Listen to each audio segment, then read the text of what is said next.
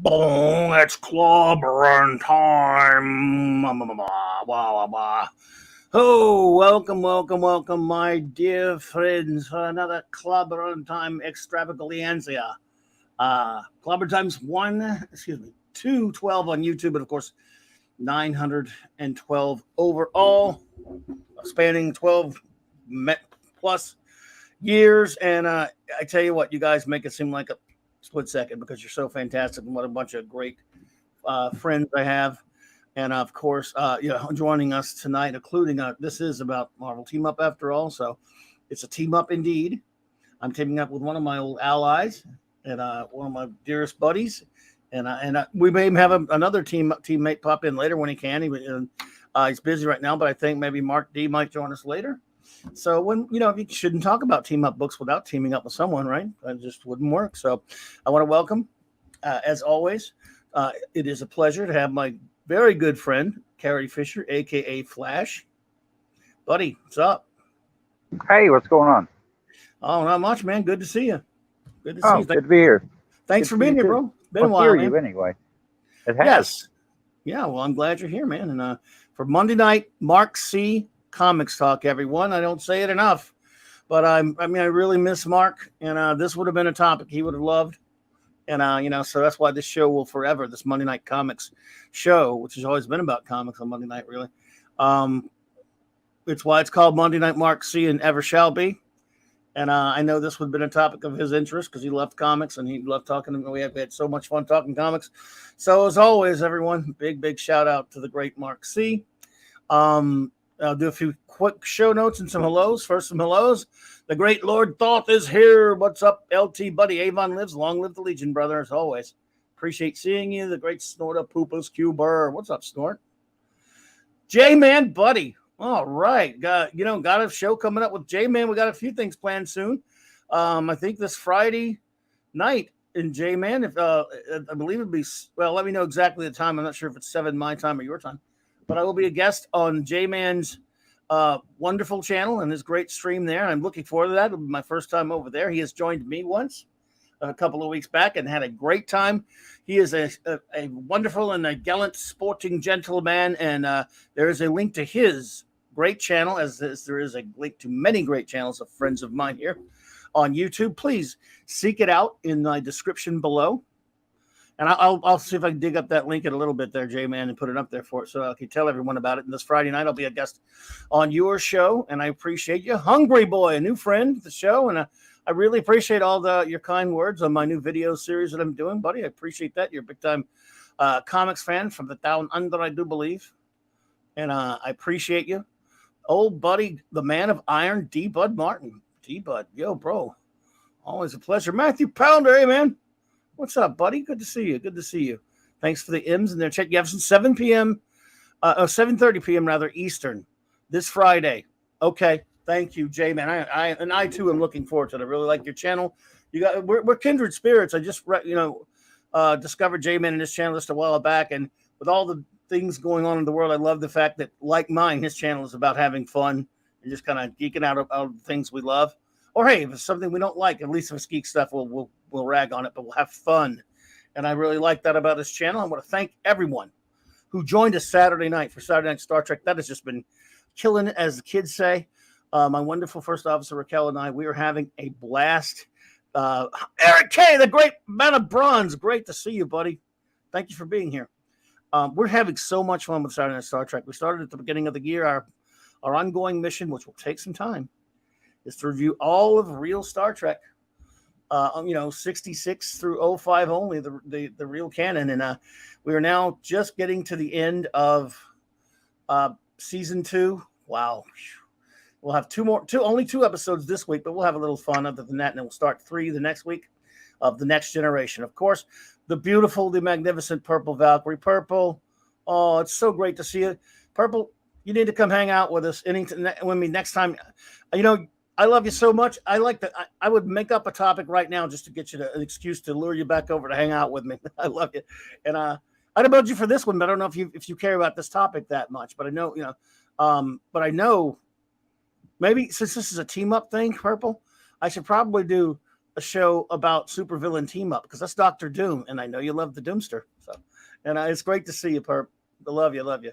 And let's see here, show notes. Basically, tomorrow night I will be on with the great Stone Loki, my good buddy Loki, of course, who I should always give credit for those wonderful intro, outro titles he does for me. I'll be on his channel tomorrow night, 7 p.m. Central Standard Time. We will be reviewing. We're going to start a series where we're going to maybe get together once a month or so and review the DC animated films. We're going to review the greatest Batman movie ever made, which happens to be animated and did play on movie screens. It's called Batman Mask of the Phantasm. Looking forward to that with the great Loki. Wednesday night, if I'm able to get back in time for the show, it'll be just hanging out with between me and you guys. And, of course, Thursday, the Global Geek Gang Show Gather. Remember, last Thursday I had to cancel, unfortunately, very suddenly. So we're going to pick up this topic since we're in the midst of Team Up Month. Hello there, Sanjint. Good to see you there. We're in the thick of Team Up Month, so I'm going to dazzle you all with dream team ups, the team ups that we wish would happen. You name it, and I'm going to show you the picture of it. I'm going to use magic to do that. So anyway, let's see here. What else? Any other? And of course, I'll be on Friday night, like I said, with J-Man. And let's see. I want to thank everyone who has been checking out my videos, my short video series, my videos of shorts, I should say, for my Clobberin Comics Corner Spinner Rack Time Machine. I'm having a lot of fun with that. I hope you're all enjoying it, those who are watching it, and I thank you for all the kind words you've said about them. The newest video will be up Wednesday, and the follow-up video will be up Thursday. Hopefully things go right, and I'm having a lot of fun with those, and I thank you so much again, like I said, for everyone who's been watching those and enjoying them. I appreciate it. Hey, Zax, good to see you, bud. And so, Flasher, man, I tell you what, I thought of you first up because I know you were a Spidey fan. Oh yeah, I know you love some Spidey, and I do love me some Spider-Man. Yeah, big. We've talked about it many times, and who doesn't love the Spidey?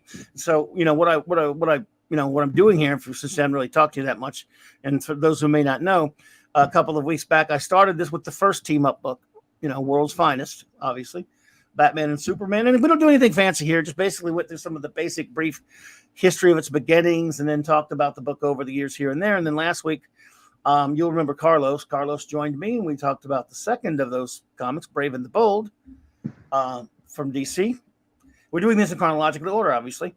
And so this week it's Marvel Team Up. Next week will be Marvel 2-in-1, and the week after that we'll finish it up with DC Comics Presents, which my buddy J-Man, who is a big fan of that one, he's a big fan of a lot of these, will join me for that one. So I'm going to be teaming up next week. Marvel 2-in-1. Mark D with a C is going to team up with me.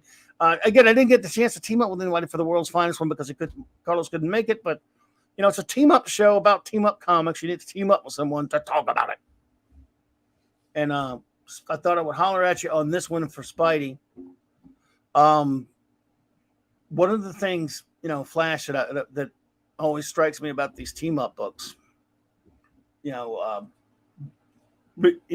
whichever one it is, the Superman or the Batman or the Spider-Man or the Thing or whatever of these comics are almost a different version of the iteration of the character than were in their main books, if you know what I mean. Yeah.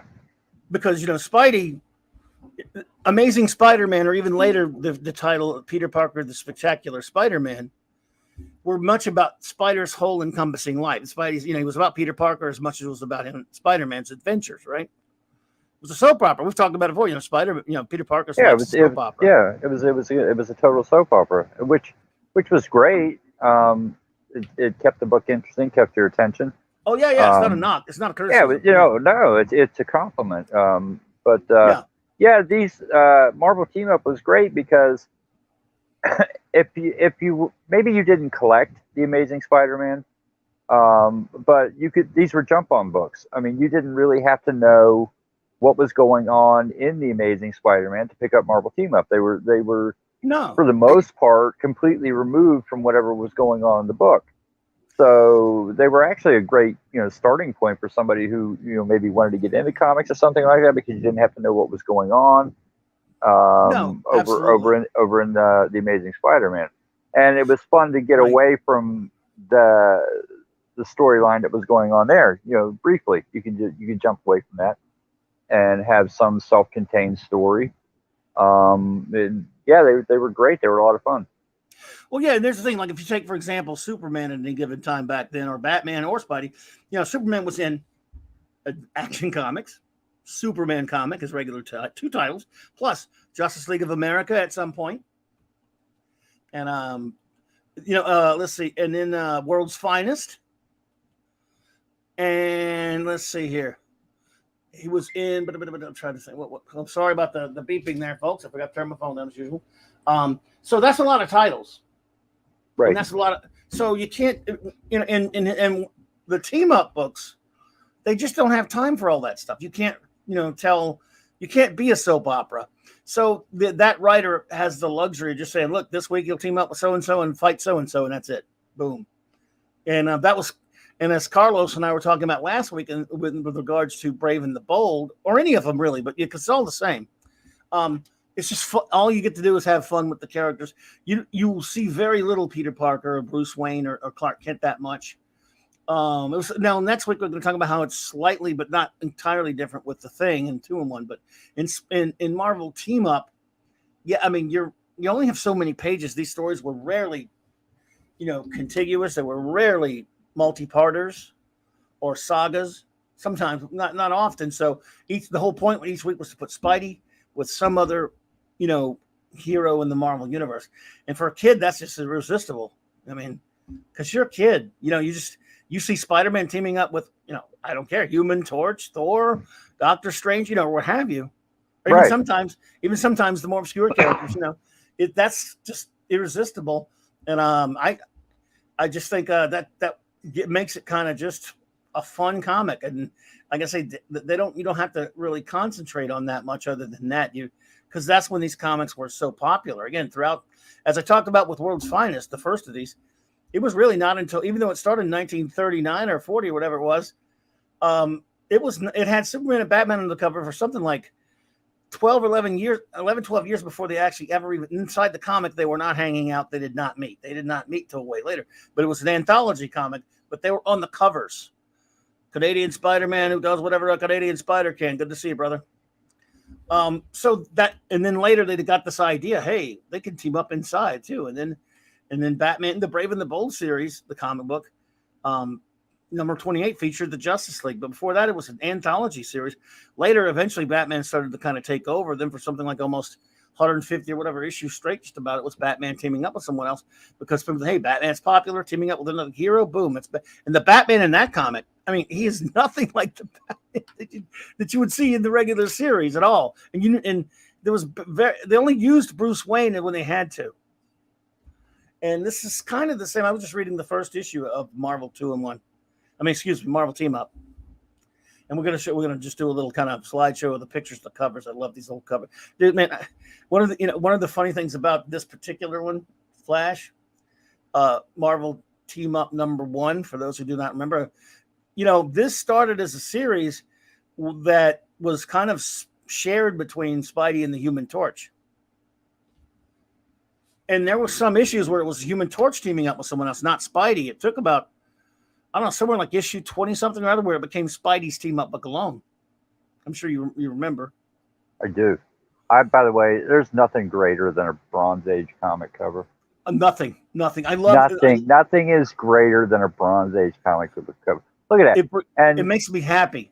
It brings me joy. I kind of missed the letterbox thing too. Yeah, I always thought that was a nice little experiment. Yeah, some people don't like those, but I kind of like. I love it. You got like a quarter of the book, or look, maybe 3/4 of the book is art, and you got all the framing stuff. But I like it. This is a great Gil Kane. Not only is that a great Gil Kane cover, in this particular instance, for a little bit first starting out, one of your favorite Spidey artists, or maybe your favorite, is Ross Andru was doing the series. I love Ross Andru's Spider-Man. Yeah, Steve Mitchum, what's up, brother? And you know what? I love like you.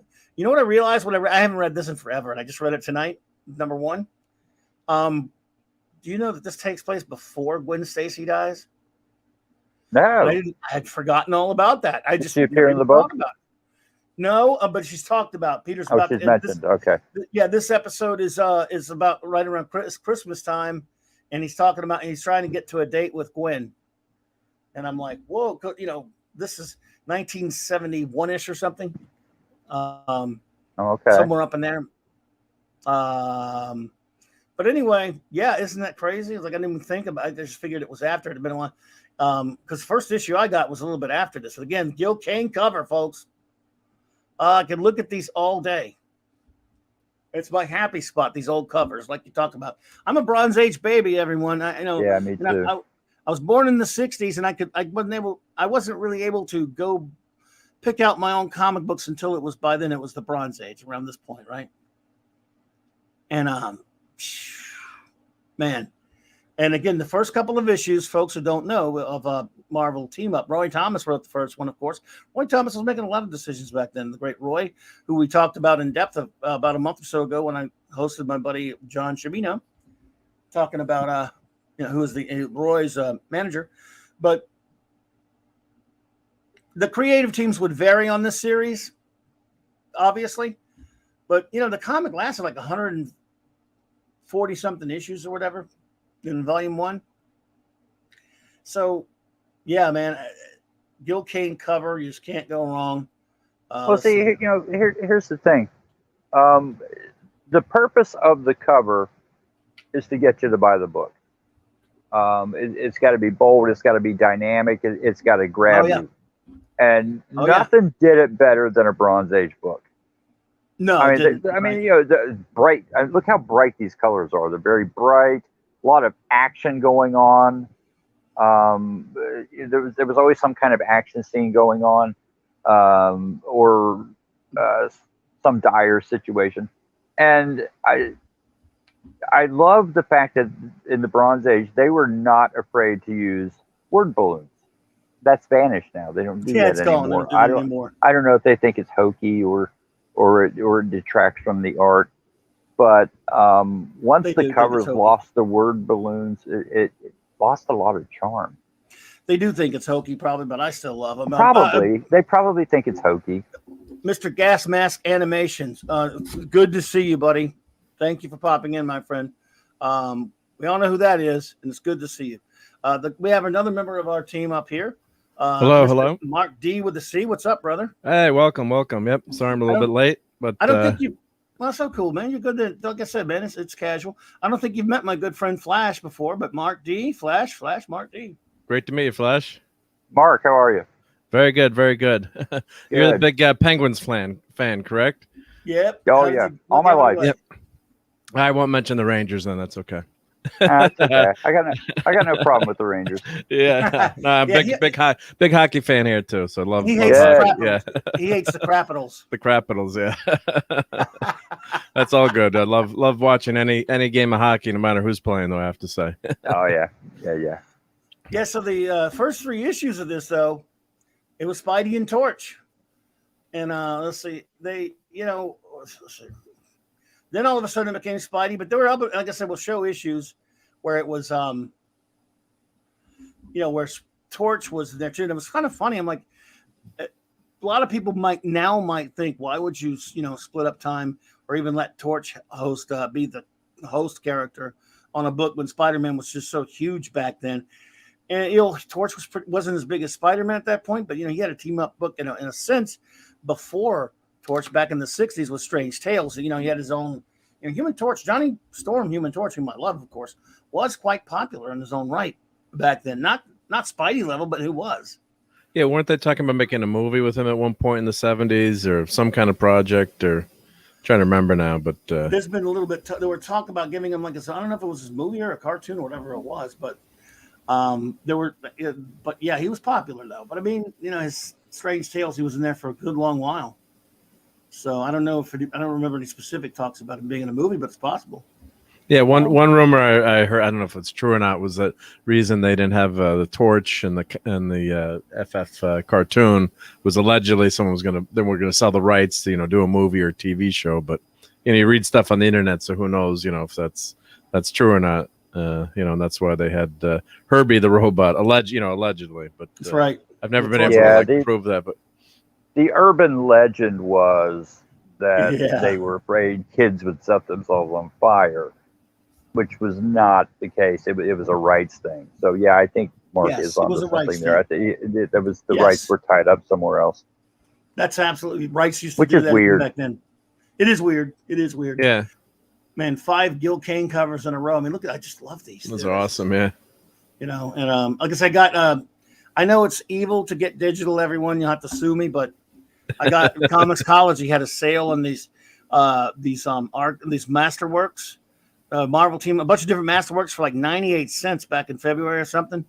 So I got a bunch of them, and I've been rereading some of these here, and it's just so much fun, But yeah, my happy place, a Bronze Age cover, and there we finally get Peter and Benji hanging out. Gil Kane covers all around, folks. The colors pop so much too. It's just Yeah. Do you remember Phantom Outsider? What's up, buddy? Flash, do you remember you're anywhere ballpark? Because I actually think I remember my first Marvel 2 and team up, rather. You remember anywhere close to which one it would be? It's tough to remember for most people I know. So It's tough to remember, but there are specific ones that come to mind. Because it was not unusual because it was a shared universe. It was not unusual for another hero to pop up in another hero's book. Yes. It happened all the time. But how obscure that you can team Spider-Man up with the Frankenstein monster. Yes. Or Man Thing, who I another character that I absolutely love and was a big fan of in the Bronze Age, Spider-Man and Man Thing. There's two that pop out in my mind right off the top of my head. One was probably one of the funniest comic books I've ever read in my life. It was Spider-Man and the Beast versus the Griffin. My God, you're kidding me. That's the first one I ever bought. That's the first one I ever bought. It was so funny. It was so good. And I remember I was on this one has a personal memory that there was a girl who rode my bus. She was a grade ahead of me. She rode the bus with me. And I was reading that issue and she was over my shoulder reading it and she just starts laughing. And I turn around and look, and she's reading the book as I'm reading it. She's older than I am. And of course, hey, got an older woman here who's finding Spider-Man to be hilarious. Hey, we have something to talk about. And she moved up into the seat with me, and she was like reading it, and she gradually took it from my hands and read it on the way home. And of course, that went nowhere. It's your lucky day tagger, right? Yeah, it was my lucky half hour. It was my lucky half hour because the next day I don't think she remembered what my name was again. But so there was that one that really sticks out in my head. That was 38 and 39. Yeah, and also that it's probably right around then when I started picking up Marvel Team Up. I'm not sure if that was my first one. But it was probably one of the first. That's the most memorable one for me too. Like I said, I can't remember if it's my first one, but I remember we're gonna come across that cover eventually. It was like issue 38 or 39, and the Beast and Spidey fighting the Griffin. I mean, Griffin. Yeah. I could have bought issues before that, but right now, clear in my head, all of my life was buying that issue. Is that greater than any other issue? I don't know. I can't remember exactly the story. But wow. That story that I just told, I've told you this story before. I don't know if anybody who's listening to us has ever heard this story, but you've heard this story from me before. Spinner racks. I would get all my comics on the spinner rack, just like we all did. And everybody talks about different places where they buy their comics. And I bought my comics at a drugstore called Rite Aid. And every week my mother would go grocery shopping. I'd get my dollar. I would go over, of course, at 25 cents. Then I could get 4 comics for $1. And I would go over to Rite Aid and peruse that spinner rack and first of all, look for anything Spider-Man. But Rite Aid used a very distinct floor cleaner, very distinct. I've never smelled that floor cleaner anywhere except for Rite Aid in the 70s. And if I hold a Bronze Age comic, if I pick up a Bronze Age comic and I hold it, I get a phantom smell. And it's not there, but in my mind, I get that smell of that floor cleaner. And that's how ingrained these things are in our life. If you love them, it almost becomes part of your DNA, and definitely becomes part of your memory to create phantom smells. So Marvel Team Up was definitely one of those comics in the Bronze Age that I picked up, and it will trigger that. It will trigger that phantom smell. That's what comic books do to us. The ones, especially when we were buying them. Yeah. I mean, not that we can't remember the ones that we bought at comic shops. I can for certain, but something about every now or just a few here and there from back when I was very young, but buying them off that spinner at the 7-Eleven or even off the rack at K&B Drugs or Drugstore or whatever places you guys had. I can remember certain. I'll go, and it'll be just an issue. Like, why do I remember where I got this one? But I look at this other one, which was the issue before it, and I'm like, I'm sure I had it at some point. I know I have it, but it doesn't trigger the same memory. It's kind of strange. I remember exactly where I was when Peter Parker, the Spectacular Spider-Man #1 came out with the tarantula jumping out at Peter Parker on the cover. And I remember as well. My cousin was with me. Why do I remember that? That's 1970. Do you know how long ago that was? And I remember my cousin being with me. Yeah.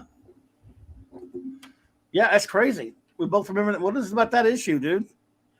Well, certain things just get ingrained in your memory. It's crazy because I can tell you my first issue was number 63, Spider-Man and Iron Fist. And the reason I know that is my grandfather would work as a taxi cab dispatcher in Mount Vernon, New York, on the weekends because years ago he'd helped his brother with he had a taxi cab business, and so next door was a newsstand, or I guess you would call it a newsstand, right? Where you get all the magazines, like a variety shop, or and I've told this story before, but he'd bring back like Archie, Richie Rich, Casper the Friendly Ghost, Betty and Veronica, whatever. And then one day he brought back Superboy was in the covers on Adventure Comic. I think it was 477. I'm trying to remember the number, but it was 1977. And I'm like, Grandpa, this is so awesome with Superboy. I want more superhero comics. I got to have superhero comics. Don't forget Betty and Veronica. I want Adventure Comics. Yeah, Adventure Comics. Yeah, thank you. And I'm like, I want more of these. So then he started bringing me back, Marvel, mainly Marvel, some DC, and he maybe brought me back like 100 to 200 issues that I had as a kid. And you couldn't buy comics where it was really. I don't think they had them in any of the grocery stores. And maybe you could go to I was an 8-year-old kid or 7-year-old kid. There was, I guess, eventually there was a newsstand downtown where you could, jump on the train and go a couple stops and get there. But Mom wasn't going to drive me to buy comic books, so it wasn't really, and it wasn't like in the neighborhood store we could actually get there. There was no spinner rack. So these issues are ingrained in my head. So I'm looking at the cover now of, number 63. And I know, boom, I remember, that cover was one that Grandpa gave me. It's just I forget people's names all the time or phone numbers, but if you showed me, the 100, out of all if you put it like a stack of comics with the covers, and you said which were the ones that Grandpa gave you, I could be able to go through and grab those because you just would read them over and over and over, because you get maybe 5 or 6 comics a month if you're lucky, and you just read them 100 times over. So. And you just remember, like Flash, you were saying, you remember, the situation when it's something special to you. So I think you just kind of gets ingrained in you. So it's kind of weird the way your memory works, but I have the same feeling. It's weird stuff. I could just look at them all day, man. I love those, like you were saying in there, Hungry Boys. Nothing like a Gil Kane cover, especially when inked by Romita, although even Mike Esposito inked a lot of these, but and even Jim Moody, yes, a Kane cover, and there's so many of them are Kane covers. I remember, like I said, remember all of these, but I've kind of mentioned this once before on the show. When I look at old comics now, because as you know, and again, sorry, Eric K is going to get me for mentioning it because but he have to because it was in the because I was in the business. I've handled so many comics, bagged and boarded so many comics, sold so many comics. So it all kind of blurs together sometimes, and sometimes I'll look at a comic book and I'll go, well, it'll be ingrained in my memory, right? That cover. Yeah. And because I'm old now, my memory will play tricks. I go, I either bought that or I just handled it a million times. I can't remember. Now, sometimes I remember what I bought, of course, but there are plenty of them I will see because there's so many. Almost like there's probably more I have, more I've seen that I haven't seen. I'll look at it and go, oh, I bought that. Then I'll think back, or did I buy it? Or just probably, maybe I just saw it. Maybe, I can't remember unless there's certain things. Yes, I know I definitely bought. But once in a while, I'll see a cover and go, did I buy that or did I just look at it or handle it or bag it and board it or grade it or whatever? And so, that's so funny you talk about covers. One of the greatest Spider-Man covers of all time, one of my favorite Spider-Man covers of all time is it's the beginning of the Gwen Stacy clone, and you just see this leg on the front of the issue. I can't remember the issue number at the time, but you just see a woman's leg, and it's obviously Gwen Stacy. It's got the high, the go-go boot and everything, and Spider-Man is like, it can't be you. You're dead. And it's such a dynamic cover. It is such a dynamic cover. Now, I was able to get that comic book off of eBay, and for a really good price, great condition, and I got it really cheap. Now, I remembered that issue is really not that great. That issue is really not that good. It's part of this whole Paris storyline or something. She doesn't even appear until the last page. The clone appears at the big final reveal. So the cover, the content of the story has very little to do with the cover. But I bought that book simply for the cover, just because I wanted that cover again. I didn't really care about the issue itself. It was the cover that I wanted. Amazing Spider-Man 147. That could be That's it. it. Outsider. Yeah. There you go. Oh, there you go. Thanks. Always all over it is the great Phantom Outsider. He knows his stuff. Yeah. Yep. Right here is He's when for some reason the Torch came in to pinch hit for Spidey. And again, like I said, as they shared the book in the first few issues, and then once in a while he came in to spell him, I guess. And Spidey was busy. I don't know. I think that Marvel was just experimenting, throwing things against the wall a little bit, and saying, could we alternate this? And didn't do it much, but they did do it a few times. It's kind of strange. I mean, I'm going to be doing soon. You were mentioning it earlier, Hungry Boy. Soon I'm going to do, last year, my good buddy, the great Mark D with the C, who the show's named after on Monday nights. Mark C. Oh, you said my name. That's okay. Sorry about that. Sorry. Yeah, our names are Mark C. I got so used to saying your name. Yeah, sorry. Yeah, my fault. I got to change my real name. You need to change your name. But Mark C. and I did a show about a year ago where we counted down our all-time top 25 favorite covers. And one of the things that we wanted to do, and I'm going to definitely do soon, is I think I'm going to do something along the lines of the great cover artists, because there's some artists who are just unbelievably prolific at covers. Gil Kane's one of the all-time greats. Your Kirby covers, Nick Cardy, some of those other great, they're great artists anyway. They were great cartoonists and they were great interior artists. But some of them just, your Adams covers. I mean, some of them were just, in addition to being great artists inside or interior art, they were something about their covers were just the best. Well, you got your best to do your covers. Yeah, your cover, sell like that book. That's the grab, right? The cover is the snare there. Because you and I have talked about, you've got a Gil Kane cover, just to throw a name out there. You're like, wow, look at this cover. And then you open up the book and you're like, who is this? And it's not Gil Kane. Oh, yeah. It's like, whoever. It's not like, George. It sucks. Right. You have a George Perez cover and dazzling Donnie Heck in his toward the end of his career inside, like a Justice League cover. So yeah. Ugh. I go, wow, that had a Perez cover, but I opened it up. And it's Mike Zeck. Yeah. You know what I found though? That no matter which artist, and even in the old days, that you and I might go, yeah, there's somebody out there that loves them. Even their Somebody. later stuff, yeah. But then They're again, wrong, but 144 for a Faded Mouse. There you go. Cool, duder. Thank you, buddy. But yeah, Dave Cockrum's a great one, Hungry Boy. Absolutely. I love Dave Cockrum. It's just great. I miss it. Gone too soon. But yeah, man, look at these. It just looking at the cover, and I've been rereading some, and I'll probably reread some more again. But just looking at the covers make me happy. Yep. It's a happy spot. I can't look at a modern comic book cover down without wanting to puke. Even if someone says, "Hey, no, that's a pretty good comic," I'll believe you. And it's not something I'm never going to get interested in that much with the modern crap. But if you say it's good, I'll believe you. And okay, well, that's cool. It's not the same. Even the ones that didn't have this wonderful Bronze Age design. What if it's just older covers in general? Just I don't know. I love comic books and the art form so much that and just like you talked about before, Flash. Something about a damn cover, man. It's something about a cover. And yeah, in this case, right here, we're kids and we're seeing Spider-Man teaming up with Doctor Strange. It's just too cool. That's great stuff. Yeah. Spidey and Hawkeye. We're getting close to that one. Well, no, we're a little ways from it. Because, at this point, you and I were still pretty young fellers there. All of us were, but especially you guys. I think you guys are about close to the same. No?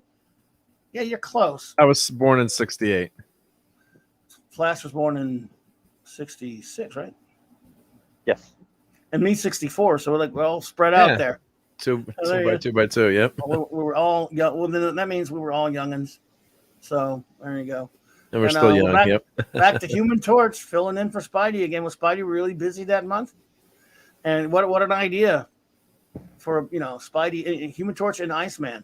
Gil Kane extravaganza cover. Yeah. I just Fire and Ice. Yep. Heat Miser versus And then after the book had picked up some steam, they started putting in really every now and then they would stick in a really obscure character like Brother Voodoo. Those were the great ones. Oh, when you get to see something like that. Yeah, I mean, he's one of these characters. He never had his own title or anything.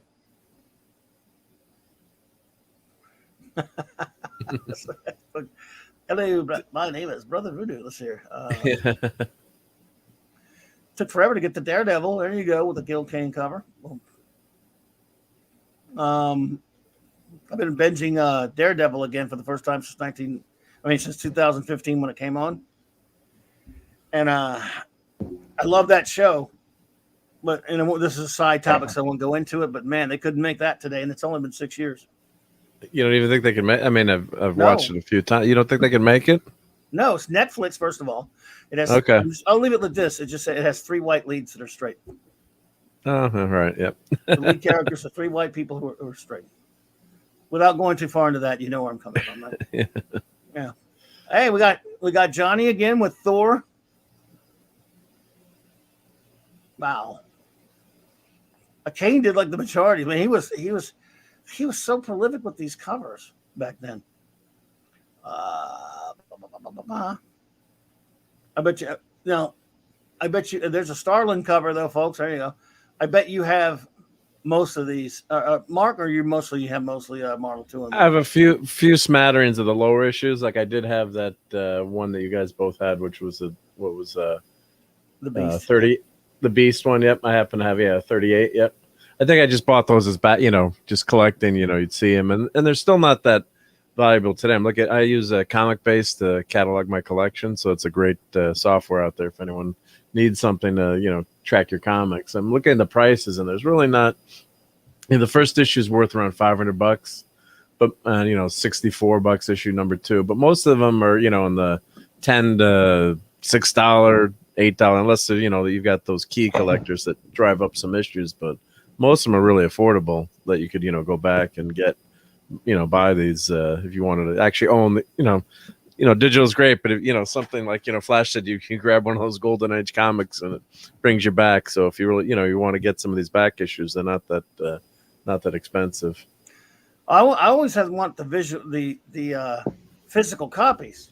I'm just saying, it was 98 cents, and I could blow it Yeah, up you on can read it. Yeah, no, it's blow it great. up on my TV screen and look at that beautiful art, like those panels and stuff on the Yeah, TV screen. he was talking about how they're not that expensive, that they're relatively affordable. I wonder if that's because it was. Did a character ever make their first appearance in Marvel Team Up? Because usually that'll drive the price of a book up, a character's first appearance. But I don't know if that would have happened. Yeah, it There are didn't a happen few. often, but if it happened, yes, Jean DeWolf, if you call her a main character, but she actually became kind of popular. Yeah.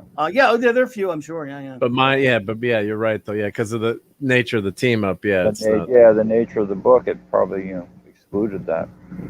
No, but I'm sure. And look, it probably happened. I haven't really looked into it, but yes, I'm sure. Yeah, a few times. Oh yeah. Some of the ones that got away. Hello there, Gozatron, by the way. Good to see you. Thank you. Some of the ones that I was kind of looking into it that were not some. There are actually some characters because this is 140 some odd issues or whatever for the first volume 1. Some people didn't actually make it into Marvel Team Up. There was no Silver Surfer Team Up. No Rom. Although, in fact, Silver Surfer wasn't even in Marvel 2-in-1, but he was in. But Rom was in Marvel 2-in-1, but no Rom and Spidey. What the hell is that? And no Nova. Oh yeah, Nova would have been great. Yeah. Although they crossed over from the Nova series to the Amazing Spider-Man, so it was the same, but not in Marvel Team Up. I was like, man, why no Nova? What's wrong with you people? I found a couple first appearances going through the list. 93. This is an obscure character. First appearance of Dancing Macabre. This Spider-Man with the werewolf, but 2 issues later, that's issue number 93. 2 issues later, it's valued at $66. Came out in 1980. First appearance of Mockingbird, aka Bobby Morse. There you go. Issue number 95. So that's why that's worth $66 right now. That'll go down. Yep. That'll go down. She was on Agents of S.H.I.E.L.D. Well, yeah. Just kidding. Just kidding. Schmuck. I know.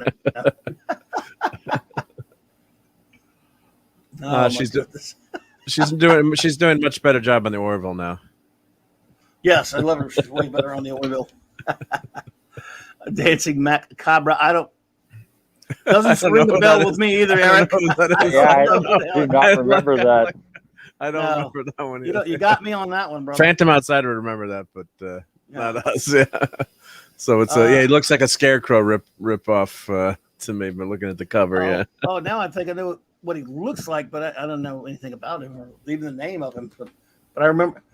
I think I could be thinking there was actually a character called Scarecrow that the Thing teamed up with. But that's next week. Yep. Look at Spidey and Iron Fist. Yeah. That's great. Then there's Spidey the Tortured Son of Satan. That's a too hot to handle book right there. Yeah. You're going straight to hell for this one.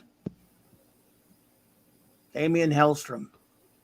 Now, here's where you kind of get it. It's still sort of the Bronze Age. It's still definitely Bronze Agey, because it is the Bronze Age, but they got rid of the box at this point on the cover of Flash. Yeah, what a crime. They still sort of have it here. It's still close. But they kind of started to get away from it, but it still had that top quarter of the cover with the titles and stuff. And am I the only one that loved Nighthawk? I loved the Nighthawk in Defenders. Yeah, Nighthawk was cool. Yeah, he was cool. Nighthawk didn't he have the rings that he would throw? What did he throw? He had some kind of contraption that allowed him to fly. He didn't have superpowers. Yeah, and didn't he throw stuff? I'm trying to remember. Yeah, Kyle. What was his name? Kyle Richmond was like just a bored rich guy. That's what's kind of funny about him. Is he wasn't Bruce Wayne with this tragic past so much. He had bad things happen to him. He's kind of like a bored rich dude that became a superhero. I liked him though. I liked him in Defenders. Today was, by the way, with the birthday of Steve Gerber. Those who remember that name, Howard the Duck, and wrote a lot of interesting comics, including had a good stint on Defenders. Yeah, the costume is great, Hungry Boy. Yep. Yeah, I love Nighthawk's costume. Yeah. I think I bought that was one of the ones I broke my rule on there, Mark. I bought I bought the Marvel Legends of that, so I could have I got almost all of the Defenders. See, so it went from one Defender to another one the next issue. Valkyrie. I can't get a good Valkyrie figure, but I got everybody. But Yep. yeah. Valkyrie. Also, there were times in these comics where the villain they were fighting was kind of some kind of. I mean, they fought bad ones, some tough ones, but it was kind of weird that sometimes they would fight somebody. Who the hell's that? Or be fairly obscure. I mean, look at this dude here. Yeah, who's that? Yeah, the Meteor Man. Not to be confused with Robert Townsend. I was going to say, was another movie? Yeah, it was. Again, keeping Torch every now and then there. It's kind of. I always wondered what the editorial thinking was on this. Spidey was bigger, but I guess they were trying to see. And I've never really. I've heard that the sales would dip a little bit for Torch, which I would love because I love Human Torch. But I mean, I love Johnny. But I'm just saying, just kind of like, Unless they're ever trying to. That's right. He was. Thank you, D-Bud. Remember the old character, the Looter? Because he looks they didn't change his name. He's sort of like your favorite character, Flash, Paste Pot Pete. Ah. Changing his name. Was Looter, was that a Ditko issue, D-Bud, or was it right after Ditko left? It's right up in there.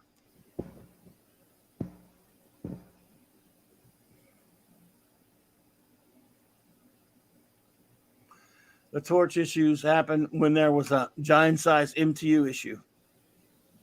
Yep. No, they never got a complaint out of me. Here you go, Flash.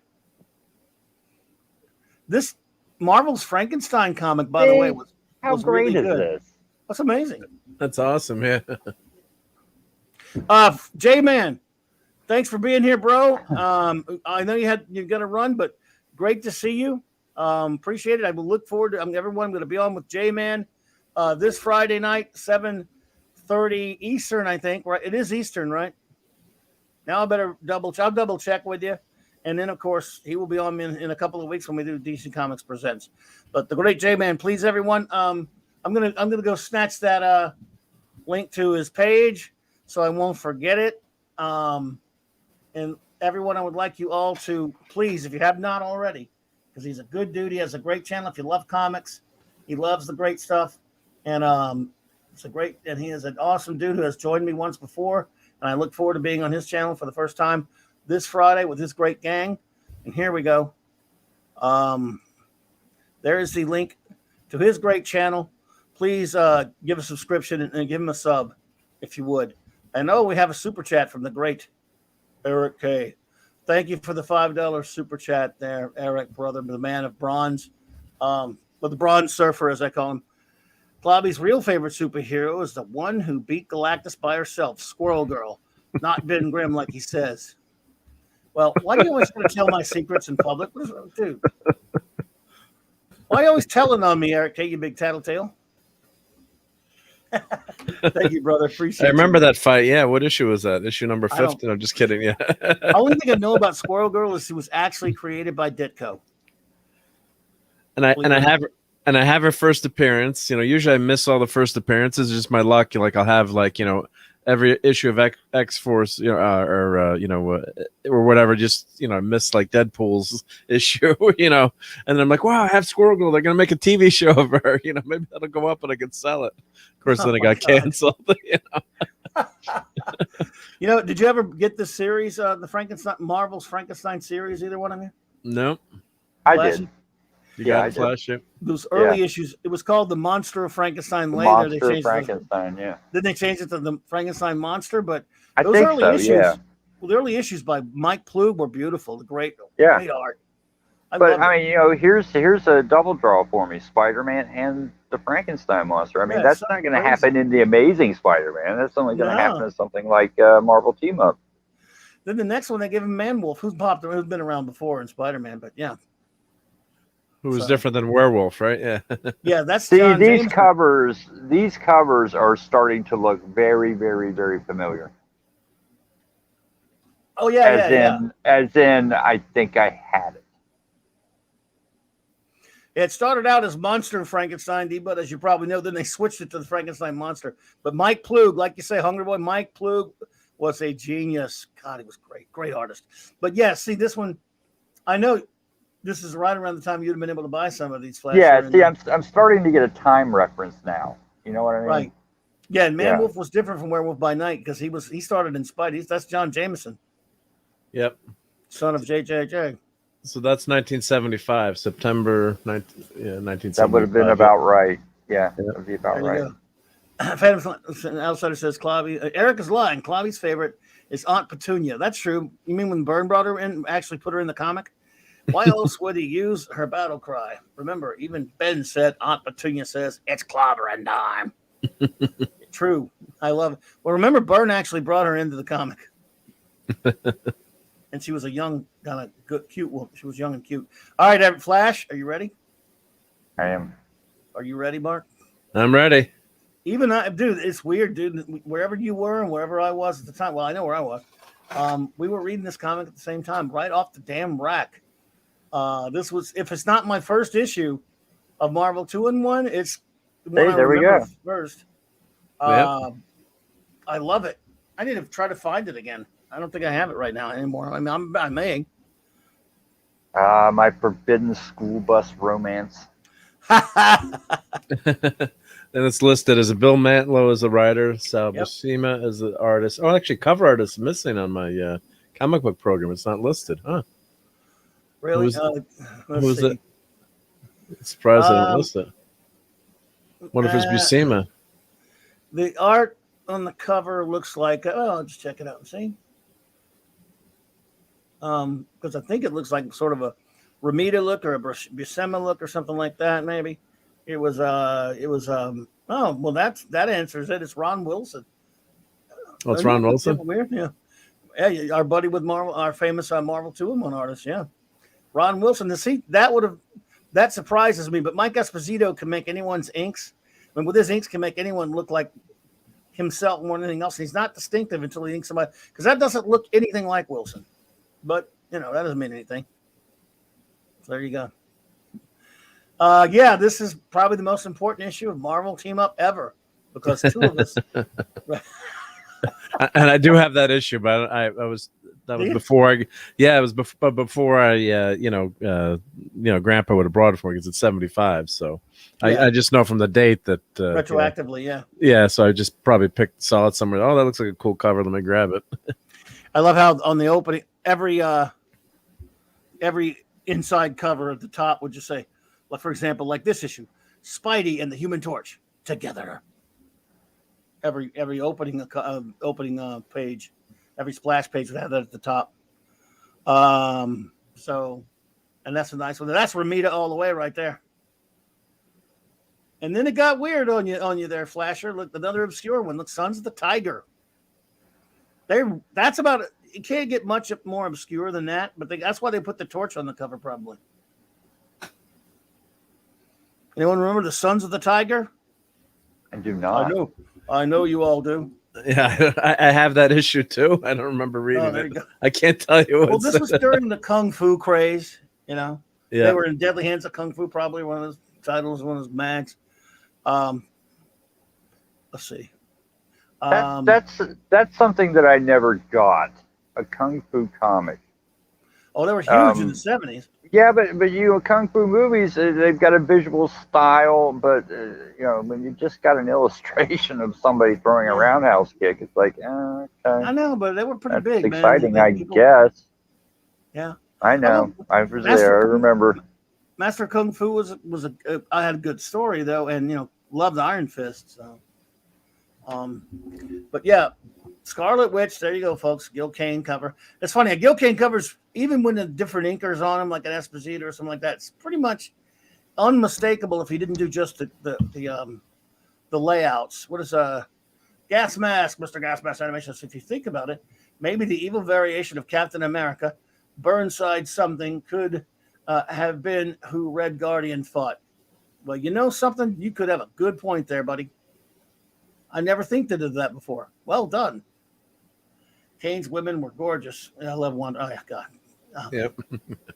Yep. See now, right here, Flash, as you can see, the past few covers, we've gotten away from the square box part of the project, but still, it had the unmistakable for that, the title portion of the top. Yeah. It still stayed pretty consistent, which I love. Yeah, it grabs your eye. It's a Spider-Man. And you think, it's a Spider-Man. You don't even pay attention. It's not amazing. It's, if you're, young, really young kid, you're like, oh, it's Spider-Man. I'm going to buy it. Who cares I don't care what it is. Yeah. It says Spider-Man on it. I want it, Mom. Yep. No, yeah, you are correct, sir. It's weird that this has got to be, this cover here's got to be Ed Hannigan. And this is like, hey, Dave, Bob, what's up, dude?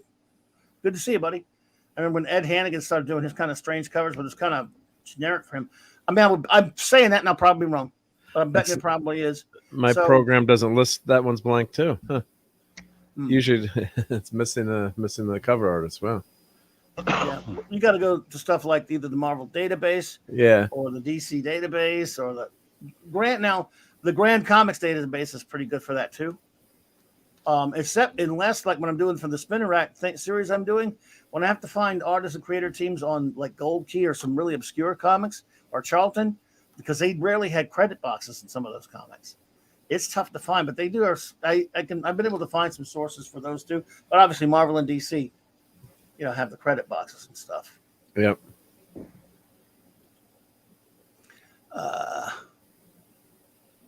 Let's see. Comics. Let's see. I wish. Oh, Hungry Boys. Issue 46 is a Buckler cover. 46. I wish Rich Buckler had done some of the Hungry Marvel Team Up covers. I think, didn't he do a little bit? Buckler was at Marvel at the time. 46 is one. Oh, did he? Okay, well there you go. And I love Buckler. Not a lot, but I'm just going through the list here. Well, yeah, he Buckler he didn't really have his own style, but it didn't need it. Now here's one for Purple. I know Purple's probably gone. I love you, Purple, but this was dedicated to the wonderful Purple Valkyrie, and she's probably asleep. It's very late over there. Again, Dr. Doom, Spidey and teaming up with Doom. What do you think about that? No, I know you like that one, Flash. I don't know if you bought it anyway, just to see, Pass Gone Mad. Yes. And the Vision and Scarlet Witch, too. Wow. But yeah, you had to have some heroes in there other than Spidey. Yeah. Well, I appreciate that. Seeing you there, Dave Bob. Yep, Dave Bob probably has them all. He bought comics. I have this one. Yep. Damn, you got a good man. That's right. I keep forgetting you. I don't, most you have it at your fingertips. Which ones you do have and don't have? Yeah. Otherwise, I'd never, I'd mess up on what I own. But other than you have complete runs, but right, or big runs of issues. But yeah. So yeah, I'm cheating. I have my database open, so helps. I know. No. So I know whether you have it or not. Yeah. What I have it or not. Yeah. I wish I had mine written down like that. Well, there you go. You got Doom popping up in this one, of course. Moondragon is such a.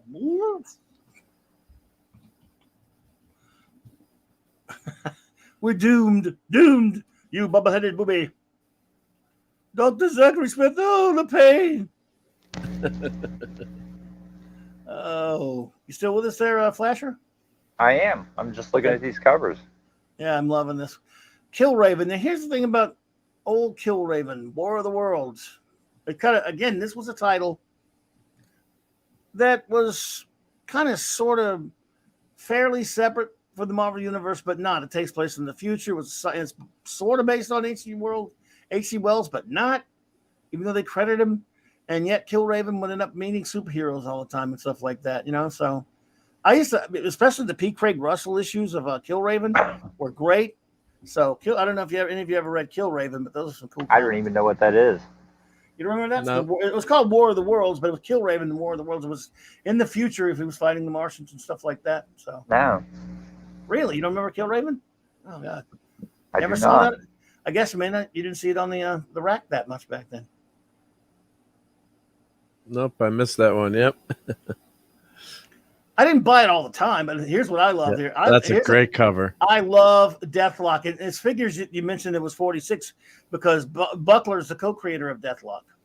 Oh, there you go. Yep. Looks like his only cover in the whole series. Oh, well, there you go. Rich Buckler co-created Deathlock, and I've always loved Deathlock. So, yeah. Let's see here. By the way, these little character boxes that they put on the comics on the front, Spider-Man. Right. Those are some of my very favorite Spider-Man illustrations. Well, I love those. Spidey is Ramita, and I believe that's actually even Deathlock right there. I think is Buckler, because he did a lot of the Astonishing Tales early appearances of Deathlock. So I guess because it's repetitive. You saw it month after month. Marvel Tales would use that same one with the Spider-Man kind of crawling, which I love. And the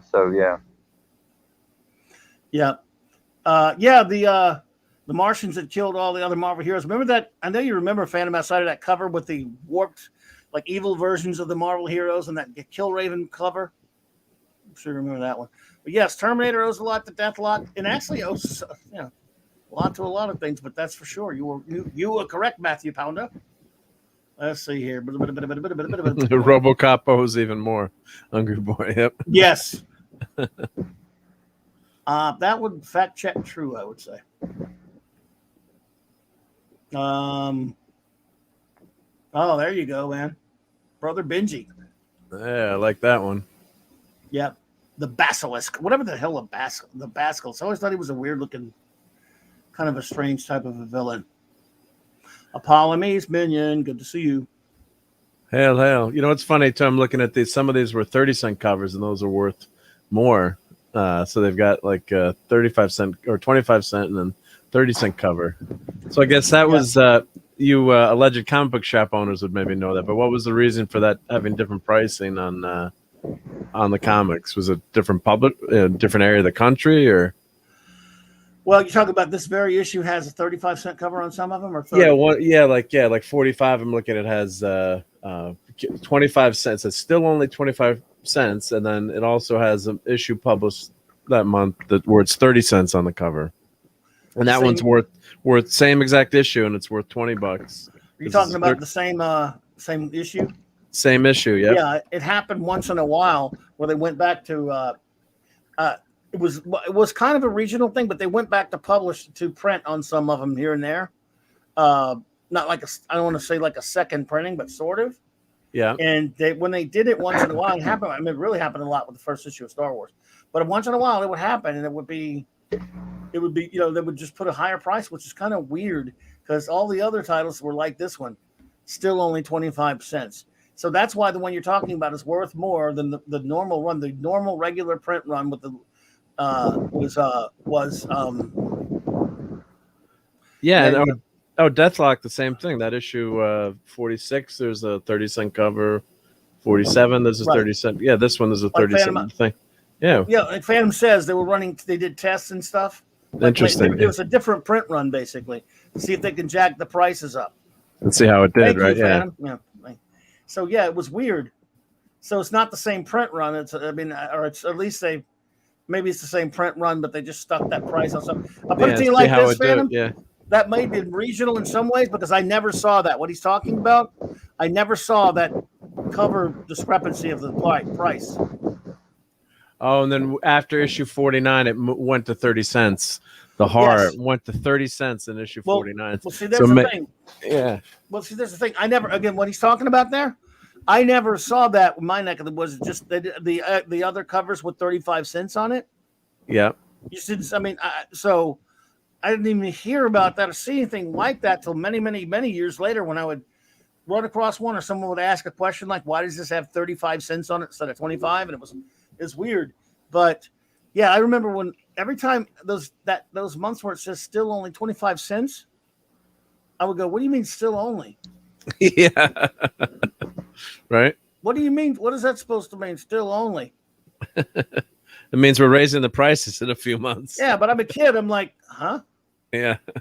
And then I remember seeing the 30-cent cover price and going, well, crap. It went up 5 cents. Wah! Yeah. $2 super chat from Barricade. Thank you, buddy. Clobby's most prized comic collection is Veronica. Not Betty? Just Veronica, not Betty, is what you're saying. Thank you, buddy. I appreciate that. If Edward Sutter says, in NJ, we'd see it sometimes. Sometimes on the spinner rack, I also got the cheaper one to get more books. Like, yeah. Well, that was a good call, Phantom. Except now the more expensive one is worth more for some crazy reason. Maybe they didn't print as many, but not that it's going to break the bank. It's $10 versus $20. So. Yeah. You know, my question has always been about when it comes to, like you were saying, I believe, Phantom, about them experimenting. I wonder if they did it with how many of their titles they did it with is a better question, because I'm fuzzy on if they did it with every one of their titles. Since it was, like you were talking about, an experiment. I don't know. Maybe they did, though. Well, they're probably thinking about raising prices, and they said, let's do some runs and see what happens if we raise it 5 cents, and then looks like they decided to raise the price. Anyway, in the 70s, inflation was going nuts. Right. Those of us old enough to remember, or interest rates went up to 18% or 20%. So I always love telling the story. My dad was trying to get a loan for his business, and he went to the bank, and he was just starting a new company, and he's like 18% or 20%. That's what the mafia charges. Like, yeah, but we don't break your legs if you don't pay. So yeah, it was crazy times back then. Yep. I don't know why, but I have a very vivid memory of this cover. I don't know what it is. Maybe because Iron Man's killing Spider-Man and it disturbed me. I don't know. That's that character of the Wraith or whatever. Do any of these jump out at you at all, Flash? I mean, for a while it did. It's getting a little unfamiliar now.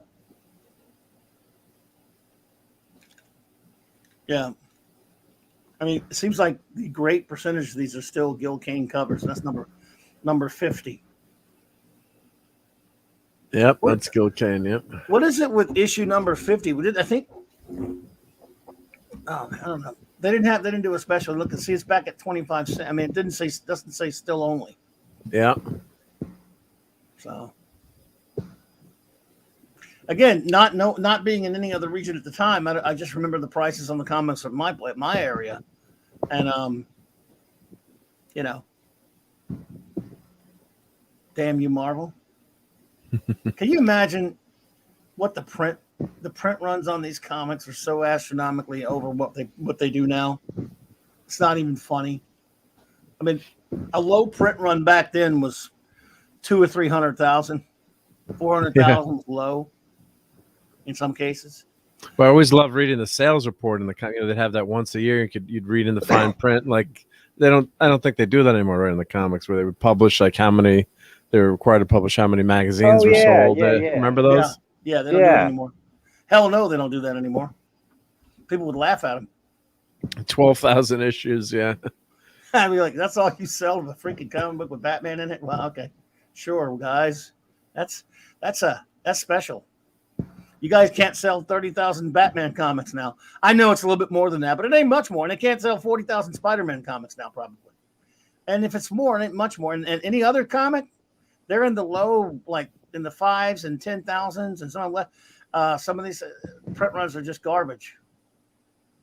I think there's more variant issues sometimes than some of the sort of joking that it would sell, right? You go to buy a new, I still, full disclosure, I still buy some new comics, and you go, sometimes there's like 30 variant issues or covers of the issue that's coming out. It's totally ridiculous. It's like, I guess there's cover collectors out there, once or like if there was a Scotty Young Fantastic Four one with the thing, I'd grab that, or something, but it's just totally the wrong focus. It's like, let's have good stories and good art. Don't worry about the variant covers. Yeah, this one's for you, hungry boy. Dave Cockrum cover, brother. I miss Dave Cockrum. He was just probably one of the great Legion artists, of course. But I mean, he's great on X-Men, and just loved him. And he did a lot of great covers. I mean, Dave Cockrum also designed the was it the first Aurora kit, big gigantic Tyrannosaurus Rex dinosaur model. That big monster one, the old one, the huge one. And that was Dave Cockrum. Wow. So yeah, remember that character? He's teaming up. This says Spidey and the Hulk, but this is one that has Wood God. Remember Wood God? Anyone? Nope. Crickets. Wood God. Crickets. Wood God. Wood God. Bueller. Yeah. Well, Phantom remembers him. Wood God early appearance of the new X-Men. Yeah, he actually had a Marvel Spotlight or some issue, didn't he, or something like that, Phantom, or whatever it was. Oh God, they're listing at. Yeah, let's see. Is that? Oh no, let's see. Number. Is that 53? Yep. Somebody's coming. Yeah, they're saying Wood God first John Byrne art on X-Men. Fred. Yeah, Hembeck? it was the first time. Did you say Fred Hembeck's in there? Yeah, and they're mentioning Fred Hembeck somehow on there. That's weird. Maybe there's a side story or a separate story there, huh? Scott, thank you for the $2 super chat there, Eric K. Appreciate it. But Clobby is still dreaming of a Wesley comic. For those who don't know, folks, he's talking about Wesley Crusher, which is truly Eric's favorite character. But we don't judge you for it, though, dude. Come on. Thank you. All right, let's see. Yeah, this was the first time Byrne ever drew the X-Men. Was in 53. Are you sure? I think it was. It says 53. Yeah, and that's worth around $40. Maybe that's why. Because they're in it. So yeah. Well, there you go. Nightmare in New Mexico. Yep. Well, Byrne did the art. I remember that. I can't remember much about it other than Wood God for some strange reason. It was really it was pretty good art at the time. Of course, I was a big fan of his. Cockrum and Romita probably did the cover, but I think that Byrne being inked by somebody inoffensive like Ian Coe or something like that. But yeah. So, as far as him being the first time he drew them, I guess so. But I never really thought about it. Yeah, there you go. I just checked it out. That's right. It was right. Yep. Yeah. Well, I knew you're never wrong. Well, I'm not. Well, I'm just that's. I don't remember that. So I just have the full disclosure of the program up. But but that's what's interesting about when you have a database now, and back when I was, and I'm sure it was the same with you guys. You started collecting, like you couldn't even get bags for your comics. I remember trying to I found some bags in the grocery store that were like double sides, and then I would fold them in half and then on top and tape them up. And I still had a bunch of comics I found with those makeshift bags on them. I replaced them, but yeah, you couldn't they're real. When did the first comic shops start to open? I mean, when was that? 80s or the first comic shop? No, they D-Bud was on the West Coast. He had one in 73 or something. 70s. Okay, but I don't know when the actual first one started. IDE's has been open since 72, 73, something like that in Pittsburgh. Okay. I'm guessing there weren't that many though. Maybe just the big city areas. No, not many. The coast, the big cities and things. Adam, hey, Dad, man, buddy, good to see you there. And Captain Deckard, Spock, little brother. Hell, guys. Good to see you guys. So yeah, there weren't a lot of them. I mean, I never even knew what a comic shop is, but D-Bud's telling me that he'd done the Marvel 2-in-1 annual, number 1, which I can't remember. Well, I don't know if the annuals are on here. I'll find them, but the X-Men was in that, which led into this regular issue. So there you go. But it's saying that 53 was the first one by Byrne. I don't know. We'll see. Anyway, Byrne did a pretty good job on obviously a good job on Marvel 2-in-1 when he did it. So what were Wood God's powers? He was made of wood. No, I don't know. I don't remember. He was a goofy looking, goat looking dude or something. He didn't launch. I'll tell you that much. It didn't really work that well. He was great at carpentry too. Sorry, bad dad joke. Yes. Some of these covers have put tiny scans on them. Damn it. I always like this cover. I'm one of those that actually liked Yellow Jacket. I mean, with Hank's crazy stage when he was Yellow Jacket. Yeah. And there's another, I believe, another Cockrum cover for you there, buddy, Hungry Boy. Yeah, Burns Run definitely stood out there, Matthew. I definitely agree with you on that. Phantom Outsider says there are 2 panels, then Banshee flies Spidey part of the way to the town where Hulk is. For some reason, the X-Men weren't interested in a Hulk rampage. Those X-Men are a bunch of irresponsible bitches, aren't they? Oops. Polly's Minion, yes, the girl that said, "If you don't love my politics, don't buy my books." Yeah, she finally admitted that comic sales suck. Yeah, well, reality's reality's. I forget her name, but yeah. Is that Kelly Sue? No, that's a different one. I saw the video. I'm trying to remember who that was, but yeah, she said, "Yeah, don't buy my book then if you don't like it." If you don't like my politics, don't buy my books. Problem solved. Well, they took your advice, didn't they? Yeah. Oops. Thanks for the advice. We appreciate that. We don't want to buy your stupid comics. Let's see. Captain Deckard says, "I got comics in the mail right now. Thanks to the passion of Clobby's show." Well, thank you. That I'm honored. Yeah, with Kelly Sue. Okay. They can't. Yeah. So, well, Deckard, dude, you got to let me know what those are when you get them, brother. I want to hear, man. If you got some cool stuff. I know you're a big fan of you're not much into superheroes. You're kind of into a lot of the independent stuff of the 80s. So I cannot wait to hear what you got there, bro. Let's see here. Spidey and the Torch again. So this was a burn issue right here. Yeah. Yep. Of the interior, anyway. Kind of looks like more of a Kane cover, but yeah. It's getting more modern now too. You can see the styles changing on the cover, and yeah, exactly. They've got rid of that sectioning off the title era, and you got the floaty heads in the matched head there. Now, correct me if I'm wrong. We're talking about weird covers. I'm sure we'll get to it at some point.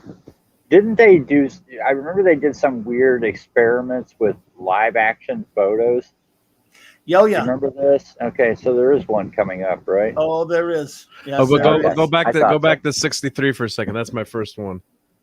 Really? Okay. Yep. So 63. So your first one was Iron Fist. That one. Yep. And how cool is that cover? Oh, it's great. That's a Dave Cockrum cover also.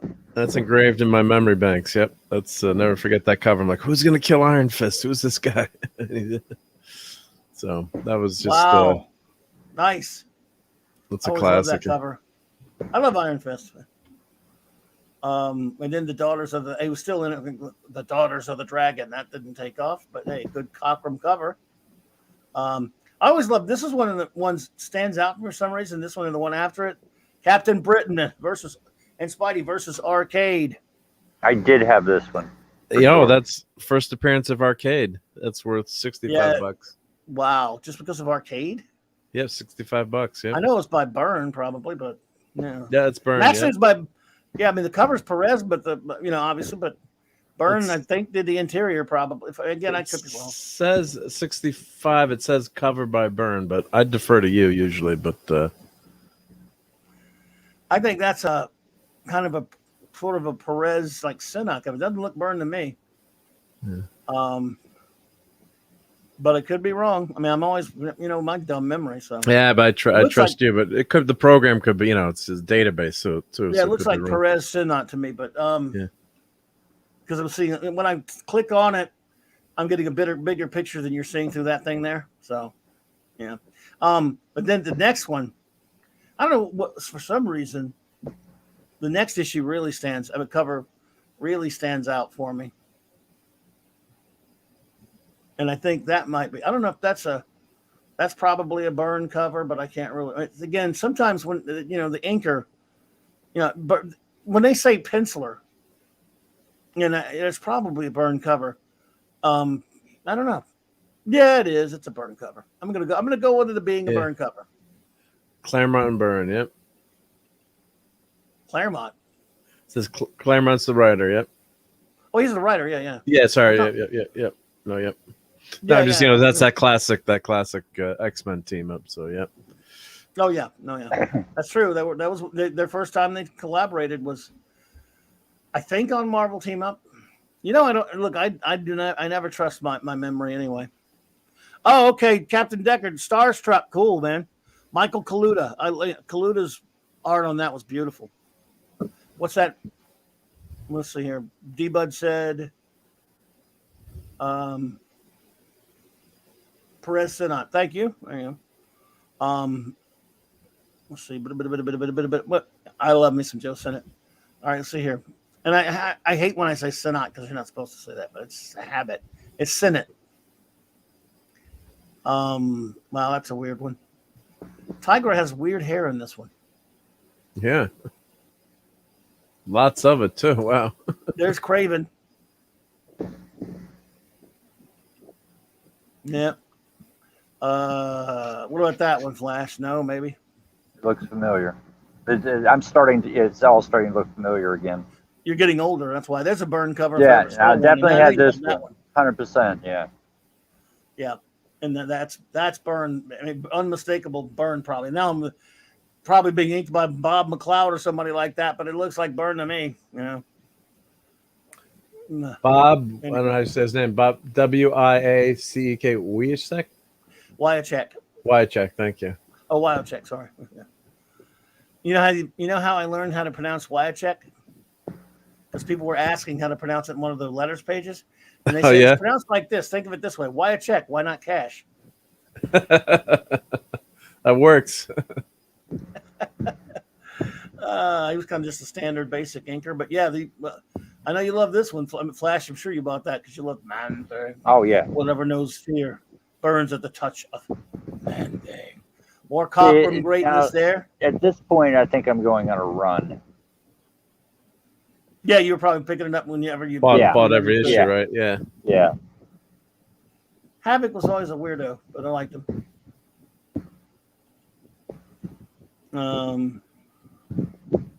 I like his brother better. Now there's a burn cover there with some Thor. I can't remember who did the interior, obviously, because I haven't looked at this comic in 1,000 years, but I think it was still in the burn run. Yep, it's still burn. Yep. But is it okay? It lists as burn anyway. Yeah. And Claremont the writer too on this one. And Tony DeZuniga used to ink it for inked an issue somewhere up in there. It was weird because he's a DC guy, but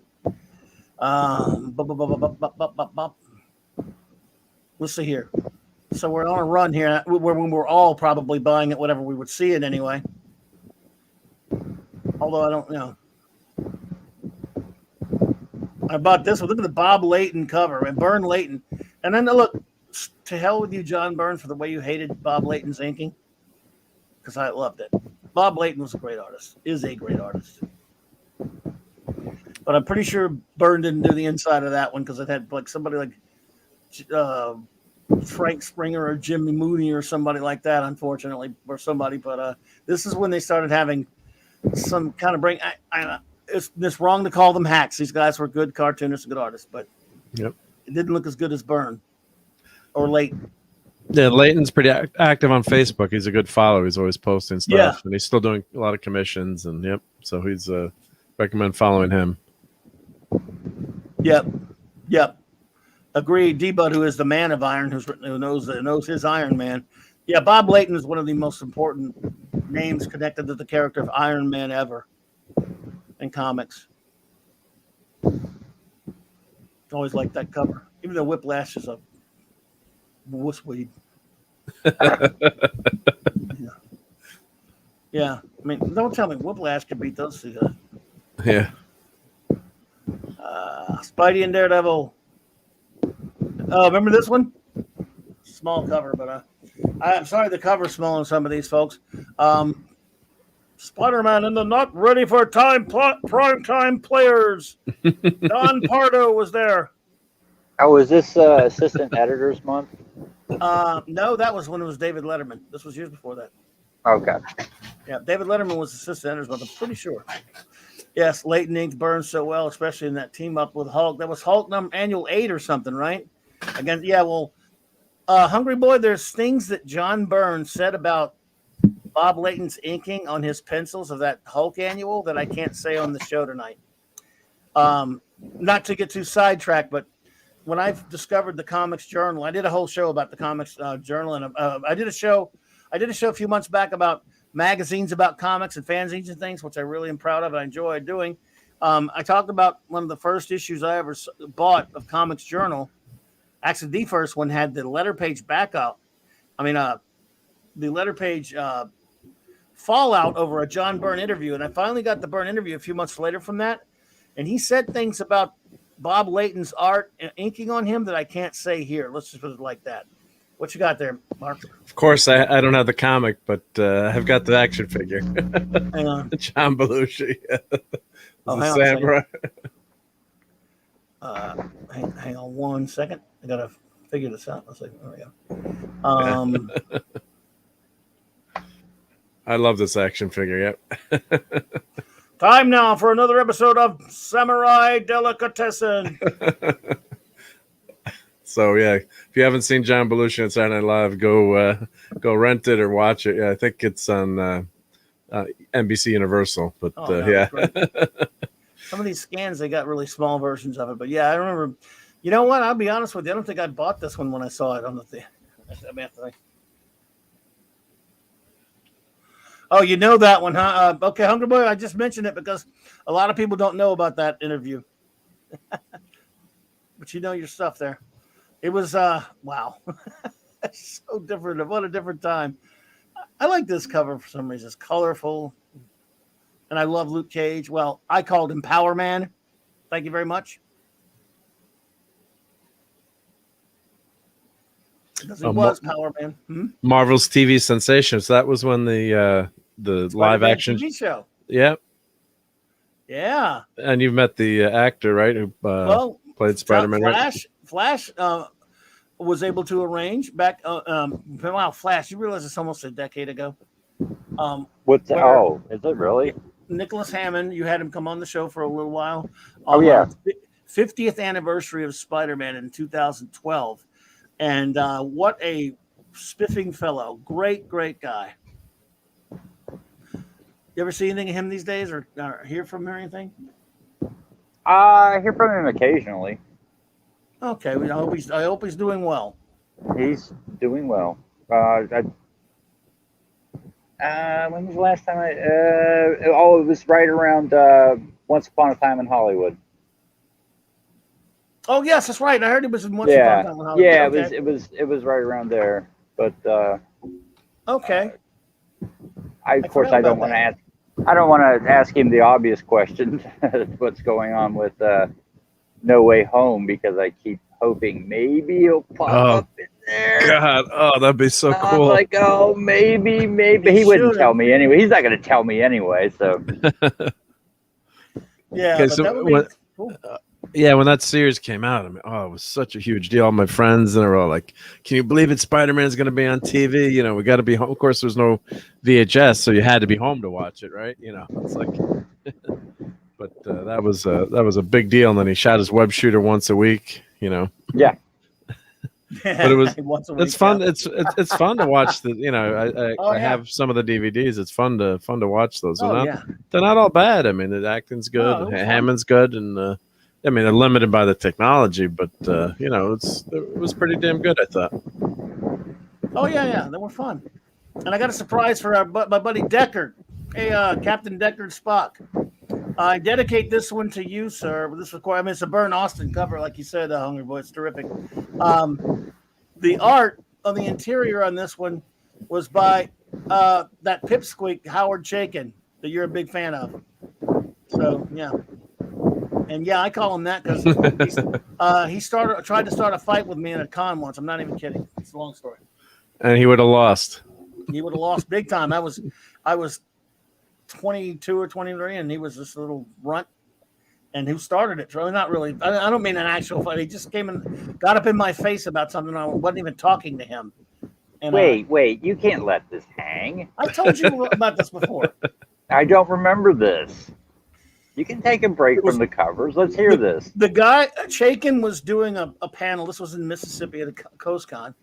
And he was up there doing his usual smarmy asshole crap, trashing everybody and saying stuff like, if you're 30 years old and you're reading, this is when New Teen Titans was really big at the time, so he just chose that. He said, reading Teen Titan, Teen anything, or X-Men or something like that, you need to grow up. Because this is the ass. He did American Flag. I know a lot of people liked it, including Decker, and it was, it's fine. Decker liked it. A lot of people liked it. And he also did his disgusting version of Black Hawk and his Shadow, which I hated. But then, I don't know, a whole bunch of us were talking by the stage after it, and I knew some guys there well, and he came in out of nowhere. I was going on this is a bit of a rant about Stanley. I know you're shocked. No. Shocked. Now, I couldn't tell you for the life of me now what exactly I was saying, but we were talking about that, and I was arguing about or having a discussion with friends about Stanley or whatever. And the next thing I know, this little shrimp who's 4 feet tall comes in there and he starts looking at us. And he looked at me and walked, hey. He comes in with this voice, hey, don't be a shithead. And he starts telling me to my face, and I forgot he was picking. You know what? To be honest with you, I can't remember a word he said. I'm just looking at him going, "You're about to get stomped, bitch." But I didn't say anything because who gets thrown out of the con if I start screaming at the guy? So I'm like, I looked at him for a minute and he kind of stopped talking and he just kind of walked away. I'm like, wow, I got called a shithead by Howard Chaykin. But I had witnesses. I didn't do one thing to him. And if you knew me back then, as the friends who were there with me said, I thought you were going to beat the crap out of him. He's a little dude. He's a little twerp. No. And maybe I should have. I wasn't even mad at him. I was like, huh? I do not remember this story. I've told you about it before. I used to talk about it on the show. It's been a while. But the thing about this is, and Claude, talks about it all the time. We were talking about it every now and then, and that was kind of, it became a thing with us. We would all yell at each other, "Don't be a shithead," to each other all the time after that. I couldn't believe it happened. I wasn't even mad. I was like, huh? Okay, sure, shorty. Whatever, man. What was I going to do? This is a lose-lose situation for me. I beat the guy's ass. I'm in trouble.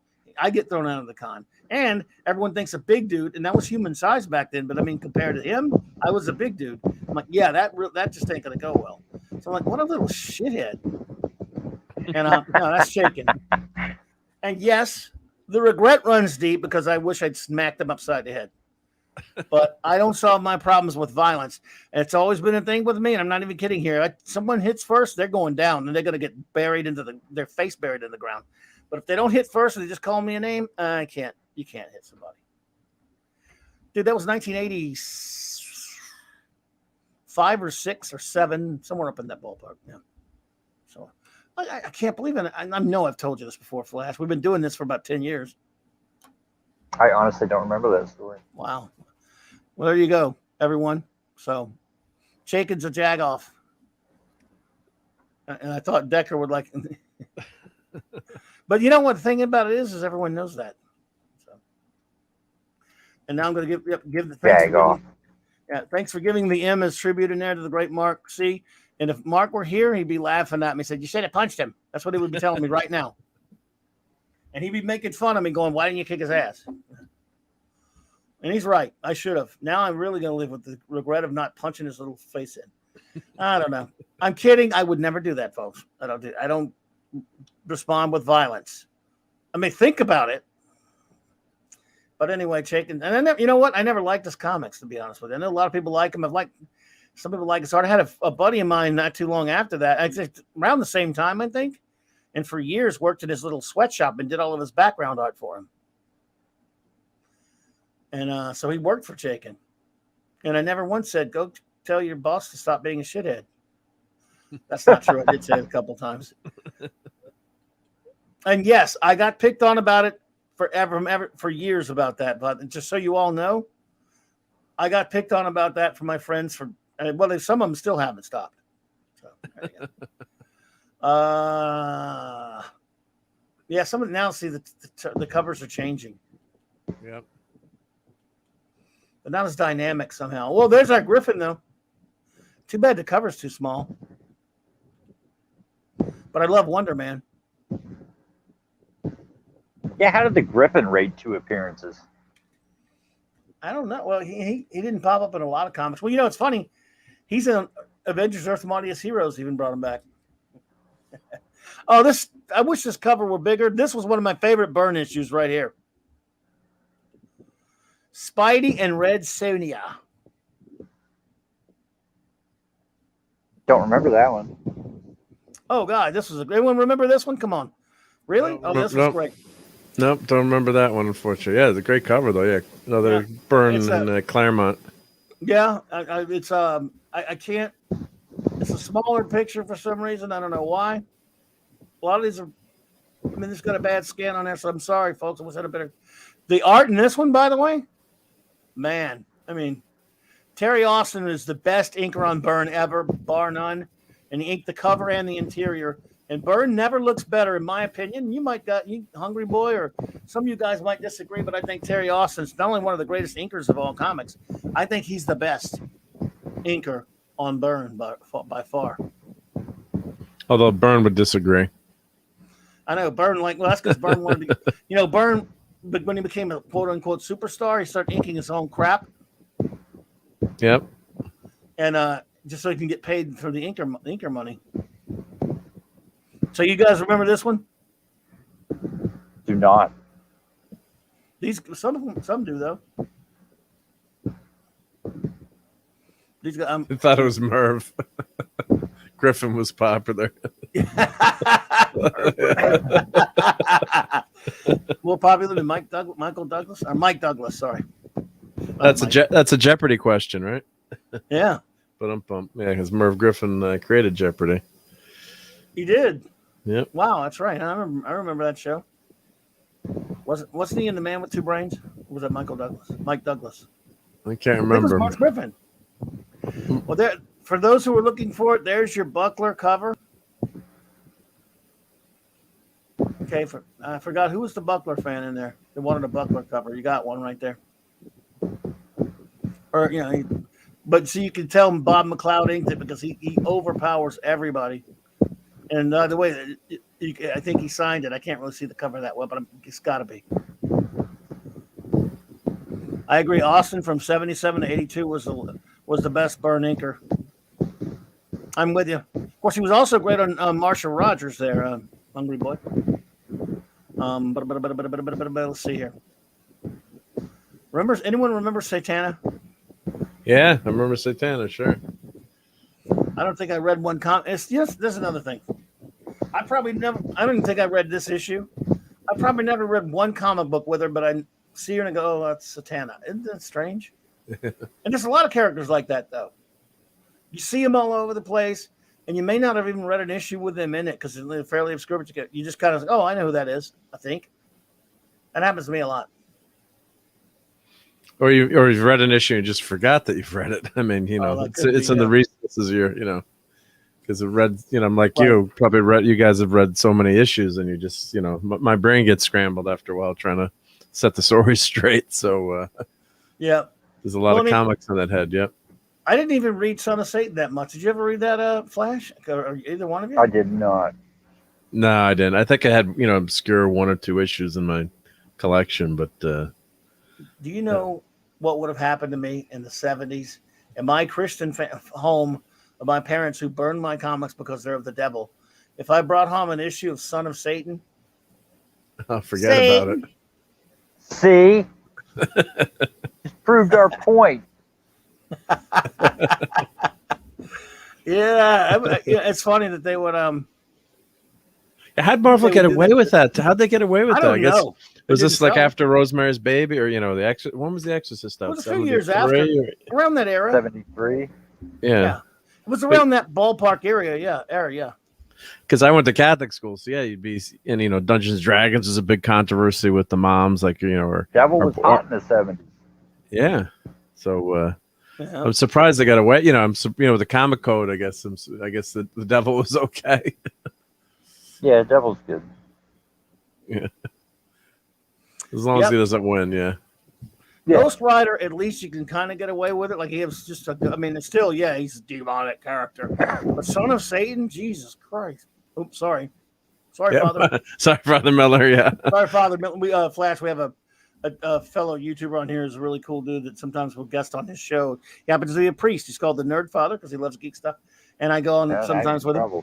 I go on with him sometimes, and and stuff like that. And once in a while, someone will let a curse word out on the show, and he'll say language, and they just give it. Sorry, Father, even though we're not Catholic.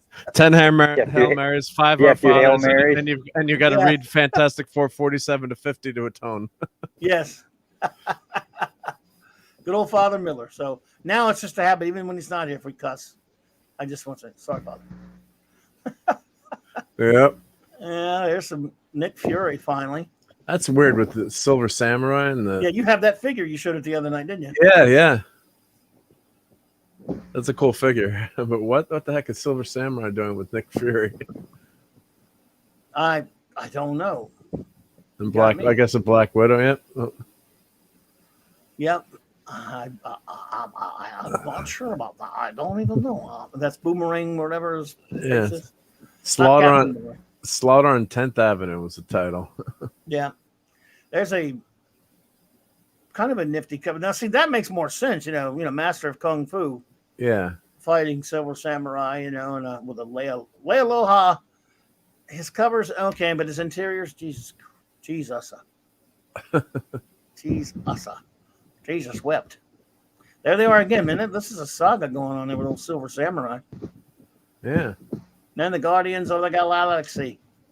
Not the original. I mean, well, closer to the originals than the couple of the so-called close anyway with Martin X there. Man, what you guys need to do better with your small covers.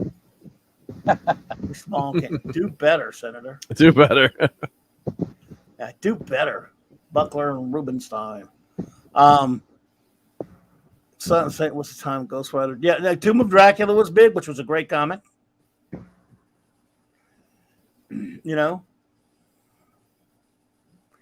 So, but the ones that got away. Well, I was saying, the horror issues that was big in the 70s with the demonic and the horror stuff. So, right, and they were closing out the decade there. So that's 88 is 1989 is the first issue in the 80s. Yep. Okay, there you go. It looks like a Pat Broderick Ghost Rider team up. We'll go through these quick, everyone, because I know we've been here a while.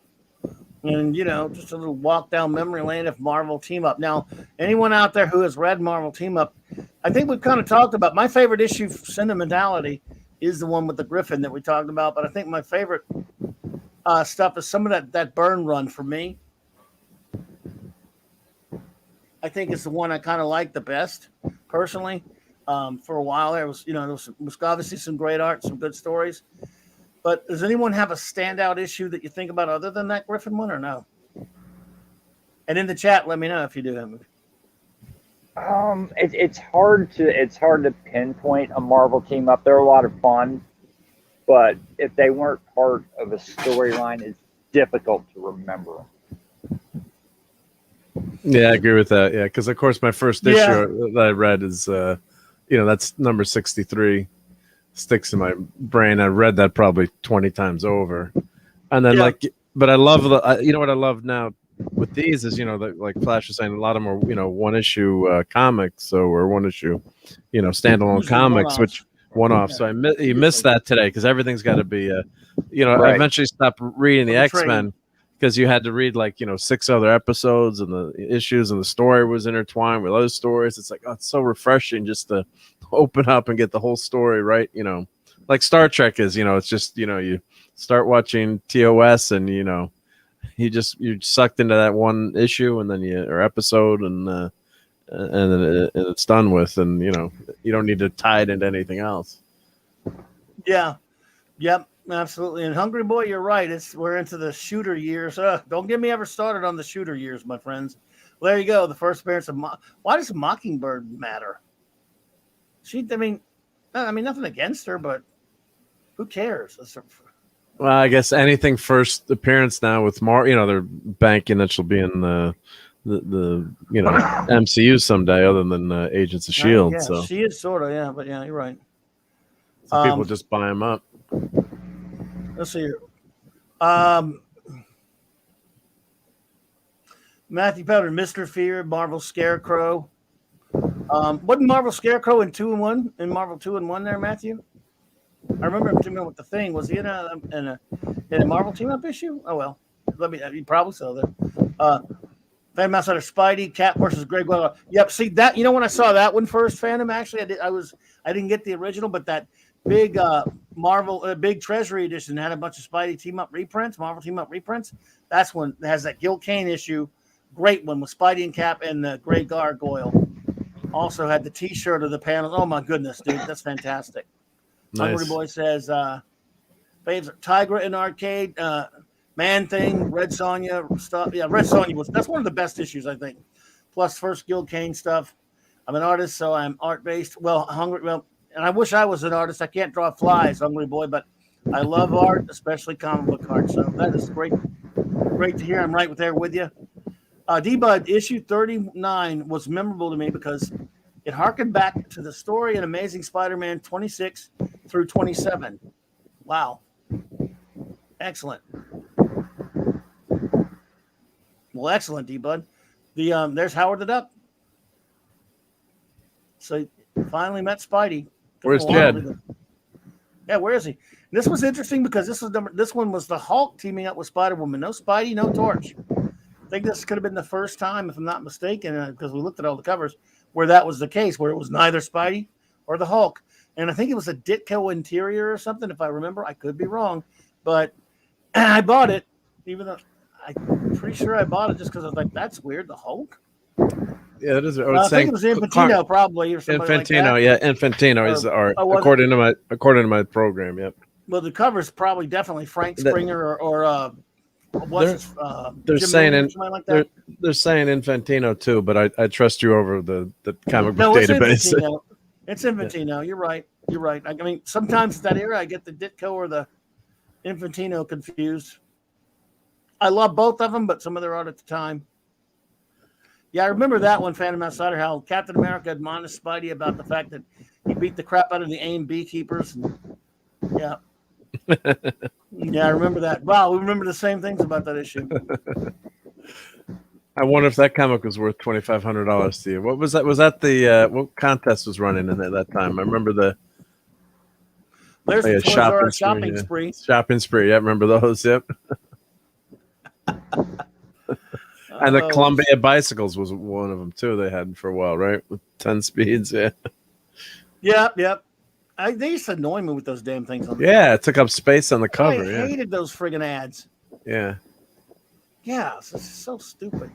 You know what's weird about this? This was when Frank Miller was just really trying to come into his own at Marvel, and I mean, he was on the street and he was doing all these covers. I can't see it because this is a little small scan, but Frank Miller did covers for all kind of weird stuff, and it was and he did this one. This. I got to tell you, this comic right here, if I remember the issue, if I think I remember it anyway, was this is one of the first times Miller got to write and draw something. I don't know if it was his first writing and drawing assignment for Marvel or whatever, but it's a pretty damn good story. And he did the art. I think he did the writing and the art on it, if I'm not mistaken, and the cover, and something to do with the Purple Man, maybe, or something like that. My comic base is listening. Said first appearance of Karma, Origin of Storm, Karma. Origin of Karma, and Karma. And they said John Byrne did some art in the interior too, but it was he did some kind of backup story. Probably a backup story, yeah. But it is. You're right. Yeah, it says Miller, writer and artist. Yep, and the cover as well. Yep. Yeah. Yep. And that's one of his. I want to say one of his first big breaks. Nighthawk. Boom. We'll burn through these quick, everybody. Doc Samson, I love them. Miller cover. I love Doc Samson. I thought he was a great character. Oh boy. There's Taskmaster. The real Taskmaster. Or that's worth something just because he's in that one. Let me see what the. There's Hulk. This did it again. This was kind of weird. They went back to Hulk teaming up. Isn't that? I've never really. when they were doing that, it was like, I mean, I'm nothing wrong with it. I love Hulk, but I just thought it was kind of weird. That Taskmaster issue says $25. Okay. There's a Miller cover with Cap. Ooh, She-Hulk. There's Paladin. Everyone remember Marvel's character Paladin? Anybody? Dazzler. Well, I'd stop buying the book at this point. Even though they got a nice Leighton cover on this one. I may have bought this issue. I don't know. I kind of tapped out of buying some Marvel stuff at this point. I think the Purple Man, what I'm thinking of, was an annual. Look, Spider-Man and King Cole. I'm like, I mean, Red Sonja worked. Yep. Quasar. We'll go through them quick here, folks. Falcon. I get a Leighton cover with Thor. Yay, Valkyrie and Thor. Wolverine finally pops up. Wow. Whoopee. 1982. Right around the time of his miniseries. Yep. Professor X of all people. I never liked Ken Marvel's Gargoyle that much. Dominic Fortune. There you go again, Deckard. That's a Howard Chaykin creation. Dominic Fortune.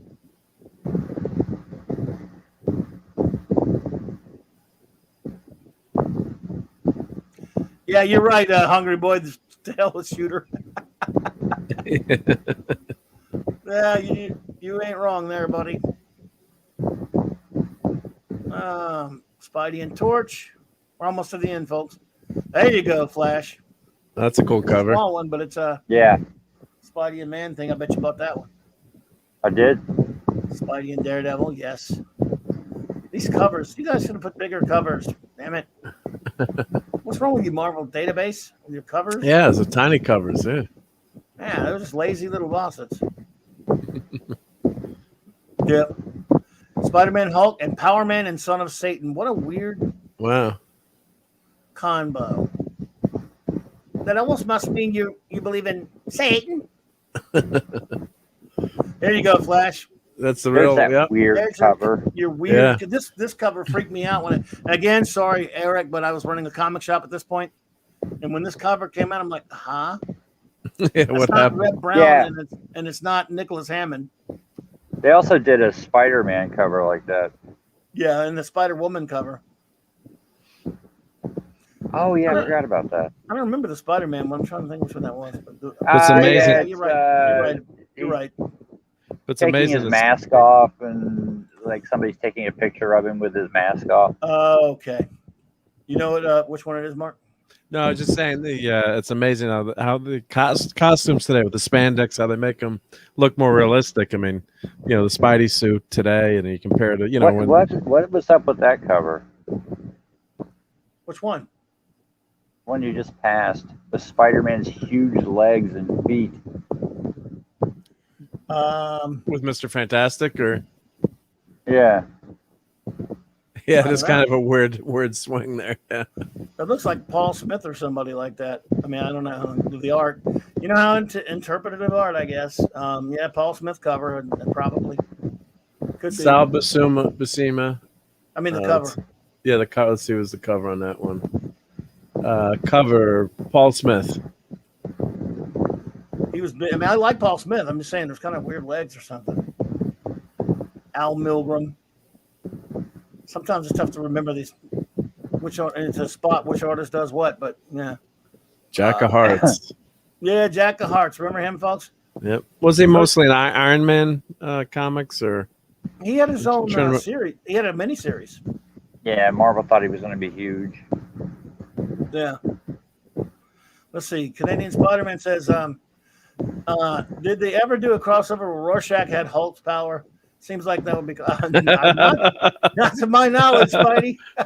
Rorschach destroys the Marvel universe. Yeah, but if you tune into the Global Geek Gang Thursday, you're going to see some crazy team ups, and that one might be one of them. You never know. You got to see if there's one of those. Yeah, there might be. The Rorschach's there. You'll see some Rorschach Thursday. Oh man, some of these covers are too small again. Remember this one? Aunt May and Franklin Richards versus Galactus. Yep. That's assistant editor's month. Not a hoax. Yeah. Yeah. So it was Avengers. It was David Letterman, I think. Yeah, I think you're. Yeah. Yeah. Sandman, when he was kind of in that good guy phase. Remember that? Yep. Yeah. Boring. And by the way, Ed Hannigan, this is a kind of a small one. You can't see it. Anytime you see a cover where the letters are all disjointed and crazy and weird, and the cover's just everything's blowing up at the seams. If you're in the 70s or especially throughout the 80s, are you talking about an Ed Hannigan cover? Nothing quite like it. Kind of weird, and they're always kind of. I mean, they're different for sure.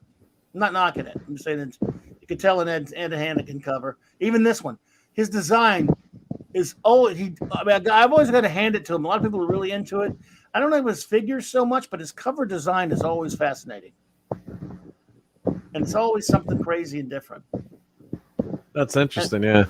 Yeah, he's always has a strange style. And again, Hungry Boy guys like Steve Mitchell, like they're actual artists. I can't draw flies, but I know some of these artists and the things they do that are distinctive to their style and stuff.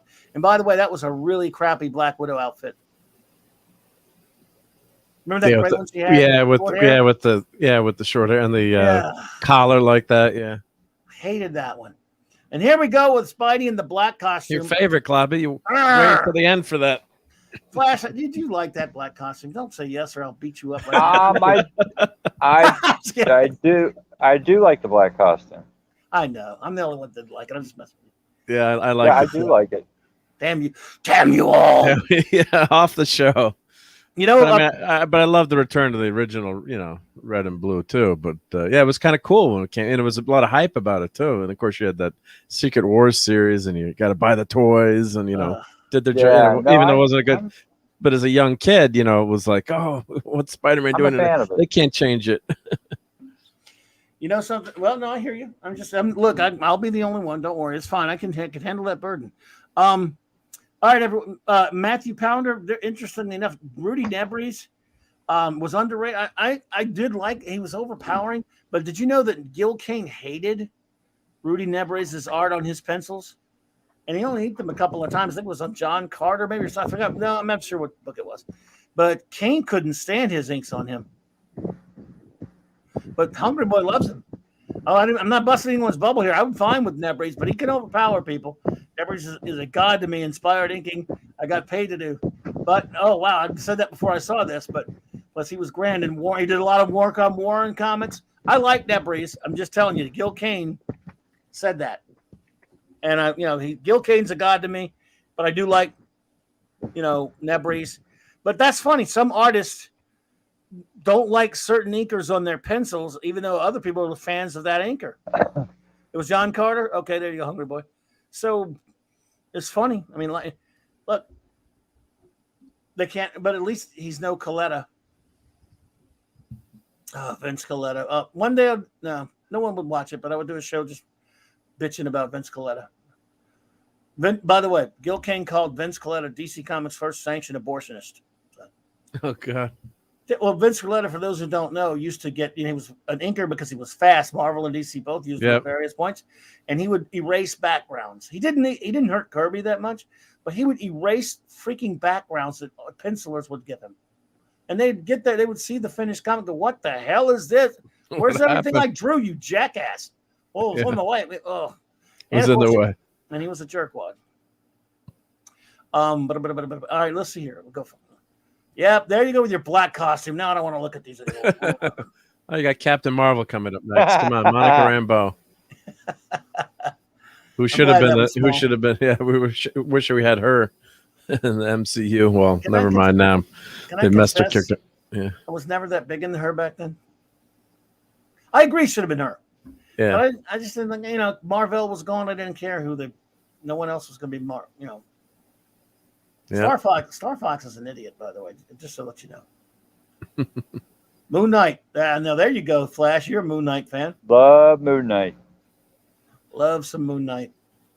We're getting him in the MCU now, too, right? Yep. Oh, that show's going to be banned, man. Yeah. I hope not, but come on. That's a big cover there. Is that the black costume? It's almost over though. Nomad. Now we're back. Now you're talking. There you go. Well, you knew it would be back. Well, yeah, because we know it came back, but still, I'm like, wow, dudes. I love that cover with Thor, yeah. Millionaire. Yep. It's almost to the end. So we're just getting this going through the motions at this point, Mr. Shooter. That's the last one. Yep. And then the annuals. Yeah, but I was hoping they would have the annuals. I have the annuals if you want me to show them quick or. Oh, you have pictures, you mean? Yeah, from my program. If you want me to, up to you, sure. whatever. I can. You got them. There's a. I'll throw them up here. Let me. I can find them unless you got them. I guess. I got them. Yeah, I got them because okay. it just goes in order. Yep. So let me. There weren't many. Yeah, not too many. So let me share my screen here. Let me click the button here. Share. Yeah, that's bitch about Shooter and Coletta. Hungry boy, I'm up for it. Let's see here. So that's 150. Yeah. Oh, cool. That's a cool cover, yeah. Yeah, it looks like a Cockrum cover there. It is Dave Cockrum. There you go. Love him. Yeah. So yeah, it showed. Yeah. I can't remember how many annuals there were. How many was there? 2, 3, 4? 6, I think we got. Wow. There you go. Milgram. It's a habit. It's a habit. Cool. Spidey and Hulk. There, that's yeah, nice that's cover, a Miller. That's a Miller cover right there. Nice. Nope, 3. 4 is 4. Yeah. Now this one might be. Yeah, Pawns of the Purple Man. I can't remember if it was Herb Trimby or someone else doing the art. I can't remember who did the art at this one, but I think Miller wrote it. I could be wrong, but let's see. That's number. Yep. Herb right here. See, Trimby. Yep, Trimby cover artist Miller. Yep. How can you see that? I can't see. Well, it's not. I'm on mine. I can on my screen. I can read it. I think Miller wrote it though. Yep. Let's see if Miller wrote it. See if it. I'm pretty sure it did. Yeah, Frank Miller writer. Yep. I see like a blur, but okay, cool. Yep. Well, that's cool. There you go. That's actually a really good story. This one, I don't remember. I bought it, I think, but I don't really. Remember it much. Is that serpent crown stuff? Oh, well. Probably right. Yeah. It looks like a Hannigan cover. And Hannigan. Yep. Of course, you're right. Yep. Cloak and Dagger. Go. That's a cool. I remember that cover. I remember seeing that issue. Yeah. Yep. Neuron and Axamander Bear. Hello, hello, hello. Of course, yeah, I have that. That's why I remember. Yep. New Mutants. That'd be Bob McLeod. He helped create the New Mutants. When he went to see that stupid New Mutants movie, he one of the things he said, he didn't say much about the movie. I don't think he liked it, but he said they spelled my name wrong in the credits. Oh God. And that's the last annual. Paul Neary and Alpha John Flight. Byrne. Yeah. Good old Alpha Flight. Well, there you go. So they had a few annuals. Yeah. So 1984, and then there's a book here. I guess that must be. It looks like they did Claire and Byrne. Claremont Burke run. Yeah, that's good. I'd like to get that. So let's see what's in that one. Here we go. Let's see. Well, I may have those in that big old Byrne omnibus that I have that has a bunch of his non-series stuff or his short stuff, like different. Yeah. I don't know if they put that in there. That I would like to get that trade. So it's 59 to 70, and then 75 came out in 2011. Yeah. Cool. So I love this comic-based program. It's great because then you can just it's pretty cool. It's cool. So it lists all the issues, and if we go back to issue number 1, and then you can. It's got all. Although I think there are some mistakes in the program, in the program versus the cover artists and things, but it lists everything. And if you wanted to sort it, say by like what's the cost or whatever, or the value, you can just price. You can go low to high. And I collect comics because I love them, but yeah. So issue 1 is the most valuable. Number 4 with those. Let's see. Mark, D-Bud's asking, do you have the giant size issues? Marvel Team Up, giant size Marvel Team Up. Let's see if they Yeah, well, there Let's was see. annuals and then there was giant size. I can't remember if they did any giant size Marvel team up. I would have to check. Let's see what we. They If my probably computer- did. Let's see. We got It was second. always confusing. They would have a giant size and an annual. Go ahead. I'm sorry. A king No, size. no, annual. no. Well, here it's listing what. I guess. Let me pull this over here. You can't see my screen on the other screen.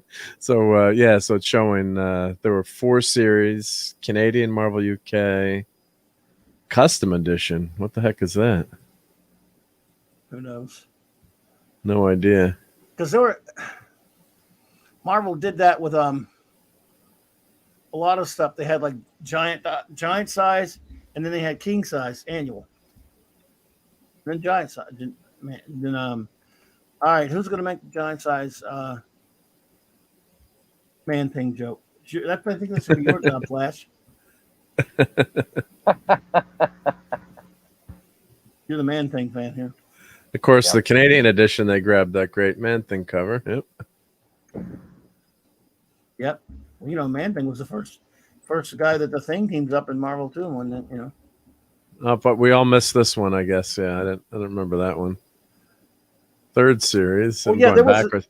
Yeah, there were other volumes, by the way. Yeah, so this one only lasted about 24 issues. Yep. 3rd series, 2005, 2006, and this was 97 to 98. Yeah, so that's a weird weird looking cover. Yep. Yeah. I don't like that art. Yep. Yeah, I can't. Is that Pat Olive?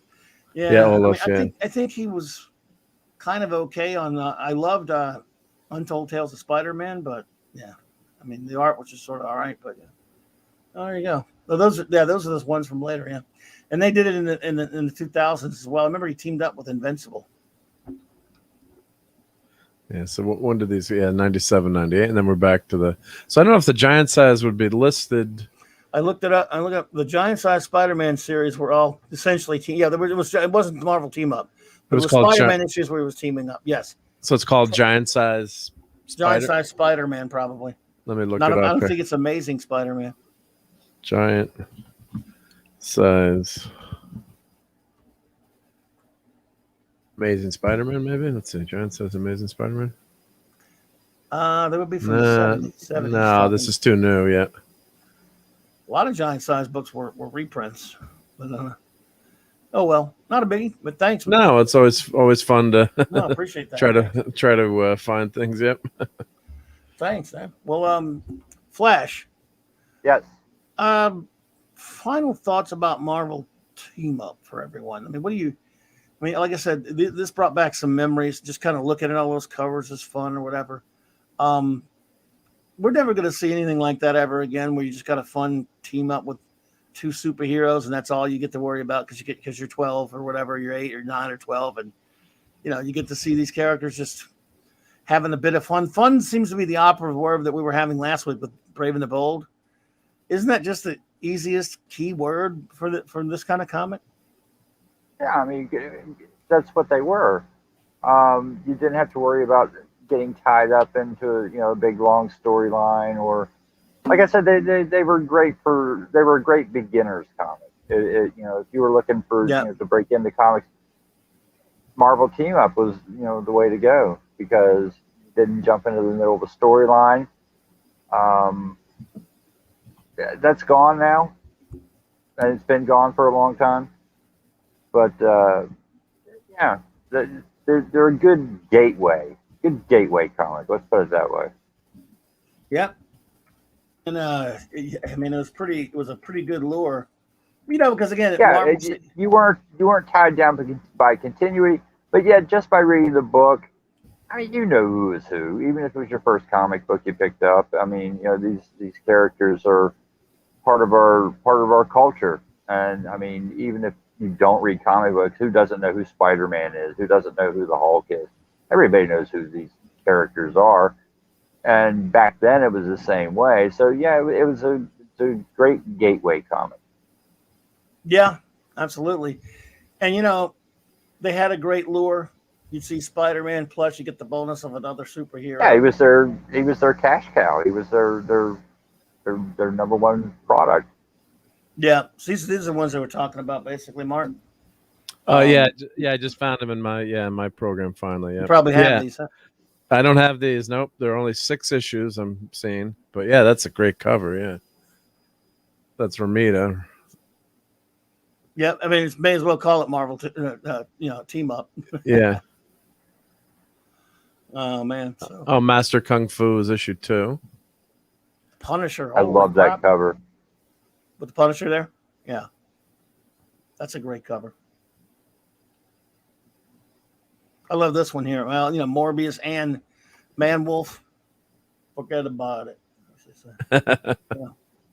But I love Tomb of Dracula. And that was just a great comic. This one was weird because I had it, I think, but I can't tell you anything about it. I just do remember the Marvel 2-in-1 issue with Doc Savage. They don't really actually meet in it. Spoiler alert, but I know this is kind of. But there you go, Spidey and Doc Savage. Did Marvel didn't do that many oversized comics, did they? Or not like DC? I mean, I always remember DC having tons and tons of 80 pages or 60, like these. I don't remember as many Marvel. Well, I mean, some, but not as many. But Marvel see Marvel do, but it's also DC see DC. So it worked both ways. They ripped each other off all the time. I mean, they saw that not only did they have a regular running book called World's Finest, where they got to see Superman and Batman all the time, they also had Brave and Bold, where Batman was teaming up with people. And so they come along with, Spider-Man, their biggest character, Spider-Man, teaming up with other superheroes. And they knew that was a sure thing. And although at first, like I said, it was him and Torch. So, yeah, it's just such a, especially when you're a kid back then, I mean, it's just irresistible. Yeah. Yeah, Flash had a great description there. Yeah, because that's you'd go and you see these issues. Once I finally got to the store, you could see them. You just it's Spider-Man, so you'd grab it, and I love like anthology series or like the Twilight Zone or not to compare it to sci-fi, but I just love that we can get old time TV where you got you could watch one episode. You didn't have to be invested in watching the previous 15 seasons to know the characters. And good writing just pulls you right into that story, and then you could see your favorite hero Spider-Man teamed up with all different characters and different villains, and it wasn't tied down to like it had to be Doc Ock or had to be Vulture or whoever Spider-Man was typically fighting. So that was the fun of that. Yeah, you can see where they were copying. I'm sure DC probably did it first, as you're saying, Clobberin times, right? They always copied each other all the time, both of them. Yeah. This was for you, Flash. Yes. I bet you probably had it at some point. You never know. So. A giant-sized man thing? Of course. I knew you were going to get it. Yeah, I absolutely had that. You can never not do that joke. Oh, yeah. No, yeah, cool. Are you kidding? It's too easy. It's low-hanging fruit. You got to do it. Yep. You can't. It's probably against the law not to do that joke at some point. But so anyway, to answer your question there, Hungry Boy, yes, we are. Thursday, we're going to do that. That brings me to my show notes so we can get closing up. Are we going to say the team ups we wish could have happened? Yes, we are. Funny that you ask. This Tuesday, listen to me, sorry. Not Tuesday. Sorry about that. This Thursday. In fact, I'll start my show notes right now before we do our goodbyes and cover that for you. Tomorrow night, 7 p.m. Central Standard Time, I will be joining the Great Stone Loki on his extraordinary channel, and there's a link in the chat below. In my description below. On his, we will be reviewing. We're going to start like a series, and we'll probably alternate between channels or something. We're going to review the DC animated universe movies. And we're going to start with not only the greatest one of all, easily the greatest Batman movie ever to hit a theater. And that's, of course, we will tomorrow be doing Batman Mask of the Phantasm. We're reviewing that. And there's a link to his channel. If you have not subscribed to Loki, please do. And you get that reminder. It'll be tomorrow night. And then, let's see here. Are you going to be on? Are you going to be on for the Last Boy Scout? Yes, I've also been invited. Right after that, immediately after that, as soon as that's done, my good buddy. Thanks, man, dude. I was totally gonna forget that. Jeez, let me find his link as well. I will be on the channel of our other very great friend, the great 32 Flavors of Nick Weiser. We will be, it's Toxic Tuesday, for those who don't know, where he reviews toxic action films from the 80s and 90s. In other words, fun movies.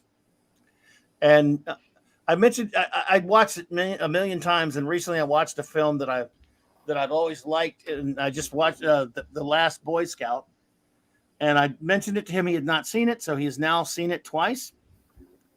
And we're going to do our Toxic Tuesday for tomorrow night at, I believe, 9 p.m. Central, with, of course, Mark D here and many other great fellows on 32 Flavors of Nick Weiser. We will review The Last Boy Scout and talk about it as we did last week. We did Big Trouble, the great Big Trouble in Little China. So there's a link to his channel up there. And then Wednesday, if I'm able to get home in time, if I will have an open show where I'll just hang out with you all and just talk to you, because I do that sometimes.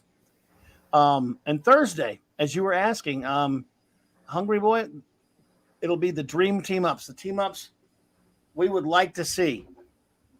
And I'm going to show you pictures of some great team-ups. Some of you already know where I get the pictures, but for those who don't, I'm going to pretend it's magic. Pulling them out of a hat. Yeah. And I want to thank everyone who's been watching my Spinner Rack Time Machine videos. I'm having a lot of fun making them. The next one is Wednesday, and the follow-up message, of course, will be Thursday. I'm going to try to do everything I can to get those out on time for a change, but I thank you for all the wonderful things you're saying. And again, of course, after that, Saturday night, as always, with my wonderful first officer, the amazing RM Raquel Briggs. I love you, RM. And we will be ending the second season of Star Trek: The Next Generation, reviewing only 2 episodes this week, but we'll have some fun. So, thank you so much.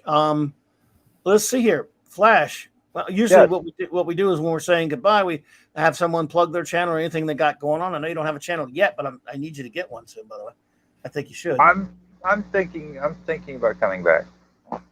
Oh well, look, dude, you should, man. But I'll plug my weekend.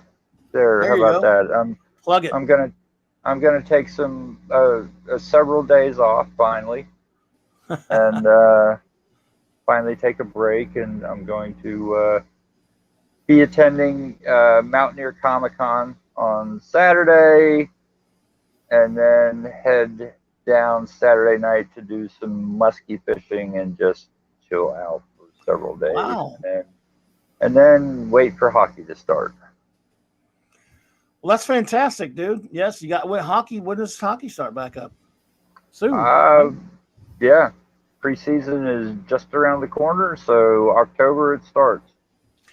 Well, you and Mark, I don't know hockey, but you and Mark are hockey fans. So one night, when an open night or something, we can get you guys to talk about that a little bit. Last Wednesday night, I'm always open. I'm always open to talk some hockey.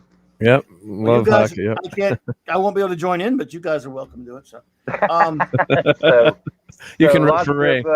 Lots of Permani brothers in my future. So nice, dude. Well, dude, I miss you, Flasher. I miss those days, buddy. But you got to come on more often. I know you're busy, but whenever you can hang, bro, we will do it. Let's do it again soon. And Mark D with a C, brother. Thanks for being here tonight. Thank you. Yeah, much appreciate the invite. Bringing back some great memories of some classic old comics and some good Spider-Man tales and Human Torch. Of course, I love being a big fan of the FF, and so that was great to be here. And as Eric K says, subscribe to my channel, but just make sure I'm not driving. He's referencing Fortnite, I guess, and the way my skills at driving the car in Fortnite. And once in a while, Clobberin Times joins me on my channel to play Fortnite. But we've been doing a great Sunday night geekery show. Hang out with Steve Mitchum. Once in a while, Eric K will pop in, and Clobberin, you've always been there. So I've been making that a tradition now. So look for a Sunday night show, and then stay tuned for some more 3D printing videos and toy. We're showing some toys the other night. So I got to start showing off some of those, like I had the Silver Samurai, and then I actually got my, I'll show this super quick. I actually changed the batteries on this Human Torch. from last night, and I got the torch to work. Let's see if I can get. Where's the button there? Come on, flame on. I should turn the lights up. Yeah, that's the one Claude bought last week. Yeah. So got him to work. Yep. And don't forget Arwen. No, we'll never forget Arwen. And Arwen. Yep. We can't forget Arwen. Yep. So so it's been great, and appreciate everyone who subscribes and watches, and just great community here. So a lot of fun chatting with you guys, and really appreciate it. So yeah, well, thank you all for joining us. Next Monday night, Mark D will join me for and Flash is welcome if you feel like it, Flasher. But I'm saying it's Marvel 2-in-1. I know you're an FF fan, but you're welcome. Do you have a standing invite anyway? You both do. So, we'll be. It'll be part 4 of the Great Team Up books, and that will be Marvel 2-in-1 a week from tonight, and 2 weeks from tonight, the Great J-Man shall join me for the finale, if you will, the part 5, the DC Comics Presents. So we're gonna get them all in there. Big as always, putting that in there. Love you, Mark C, and a big tribute to the great Mark C. And thank you all. Thank you, Hungry Boy. Thank you, Apollomees Minion, the great D-Bud Martin, Phantom Outsider, the extraordinary Eric K, the Bronze Surfer, Matthew Pounder. Thank you, Steve Mitchum, brother. Appreciate you, buddy. Thanks for being here. Anyone else that I may have missed? You know my stupid memory, so I forget a lot of things. But thank you all for hanging out with us tonight, and just really appreciate it. Thanks to my great guest, Hungry Boy. We're gonna have to talk one of these days about some comics. So. All of us. Thank you so much. And I'm going to play us out with this great Stone Loki intro, outro. Big shout out to the great Loki. Have a great night, everyone. And Flash, I appreciate you, bro. If you could hang down to the credits, I was just going to tell you something real quick. Yeah. All right, buddy.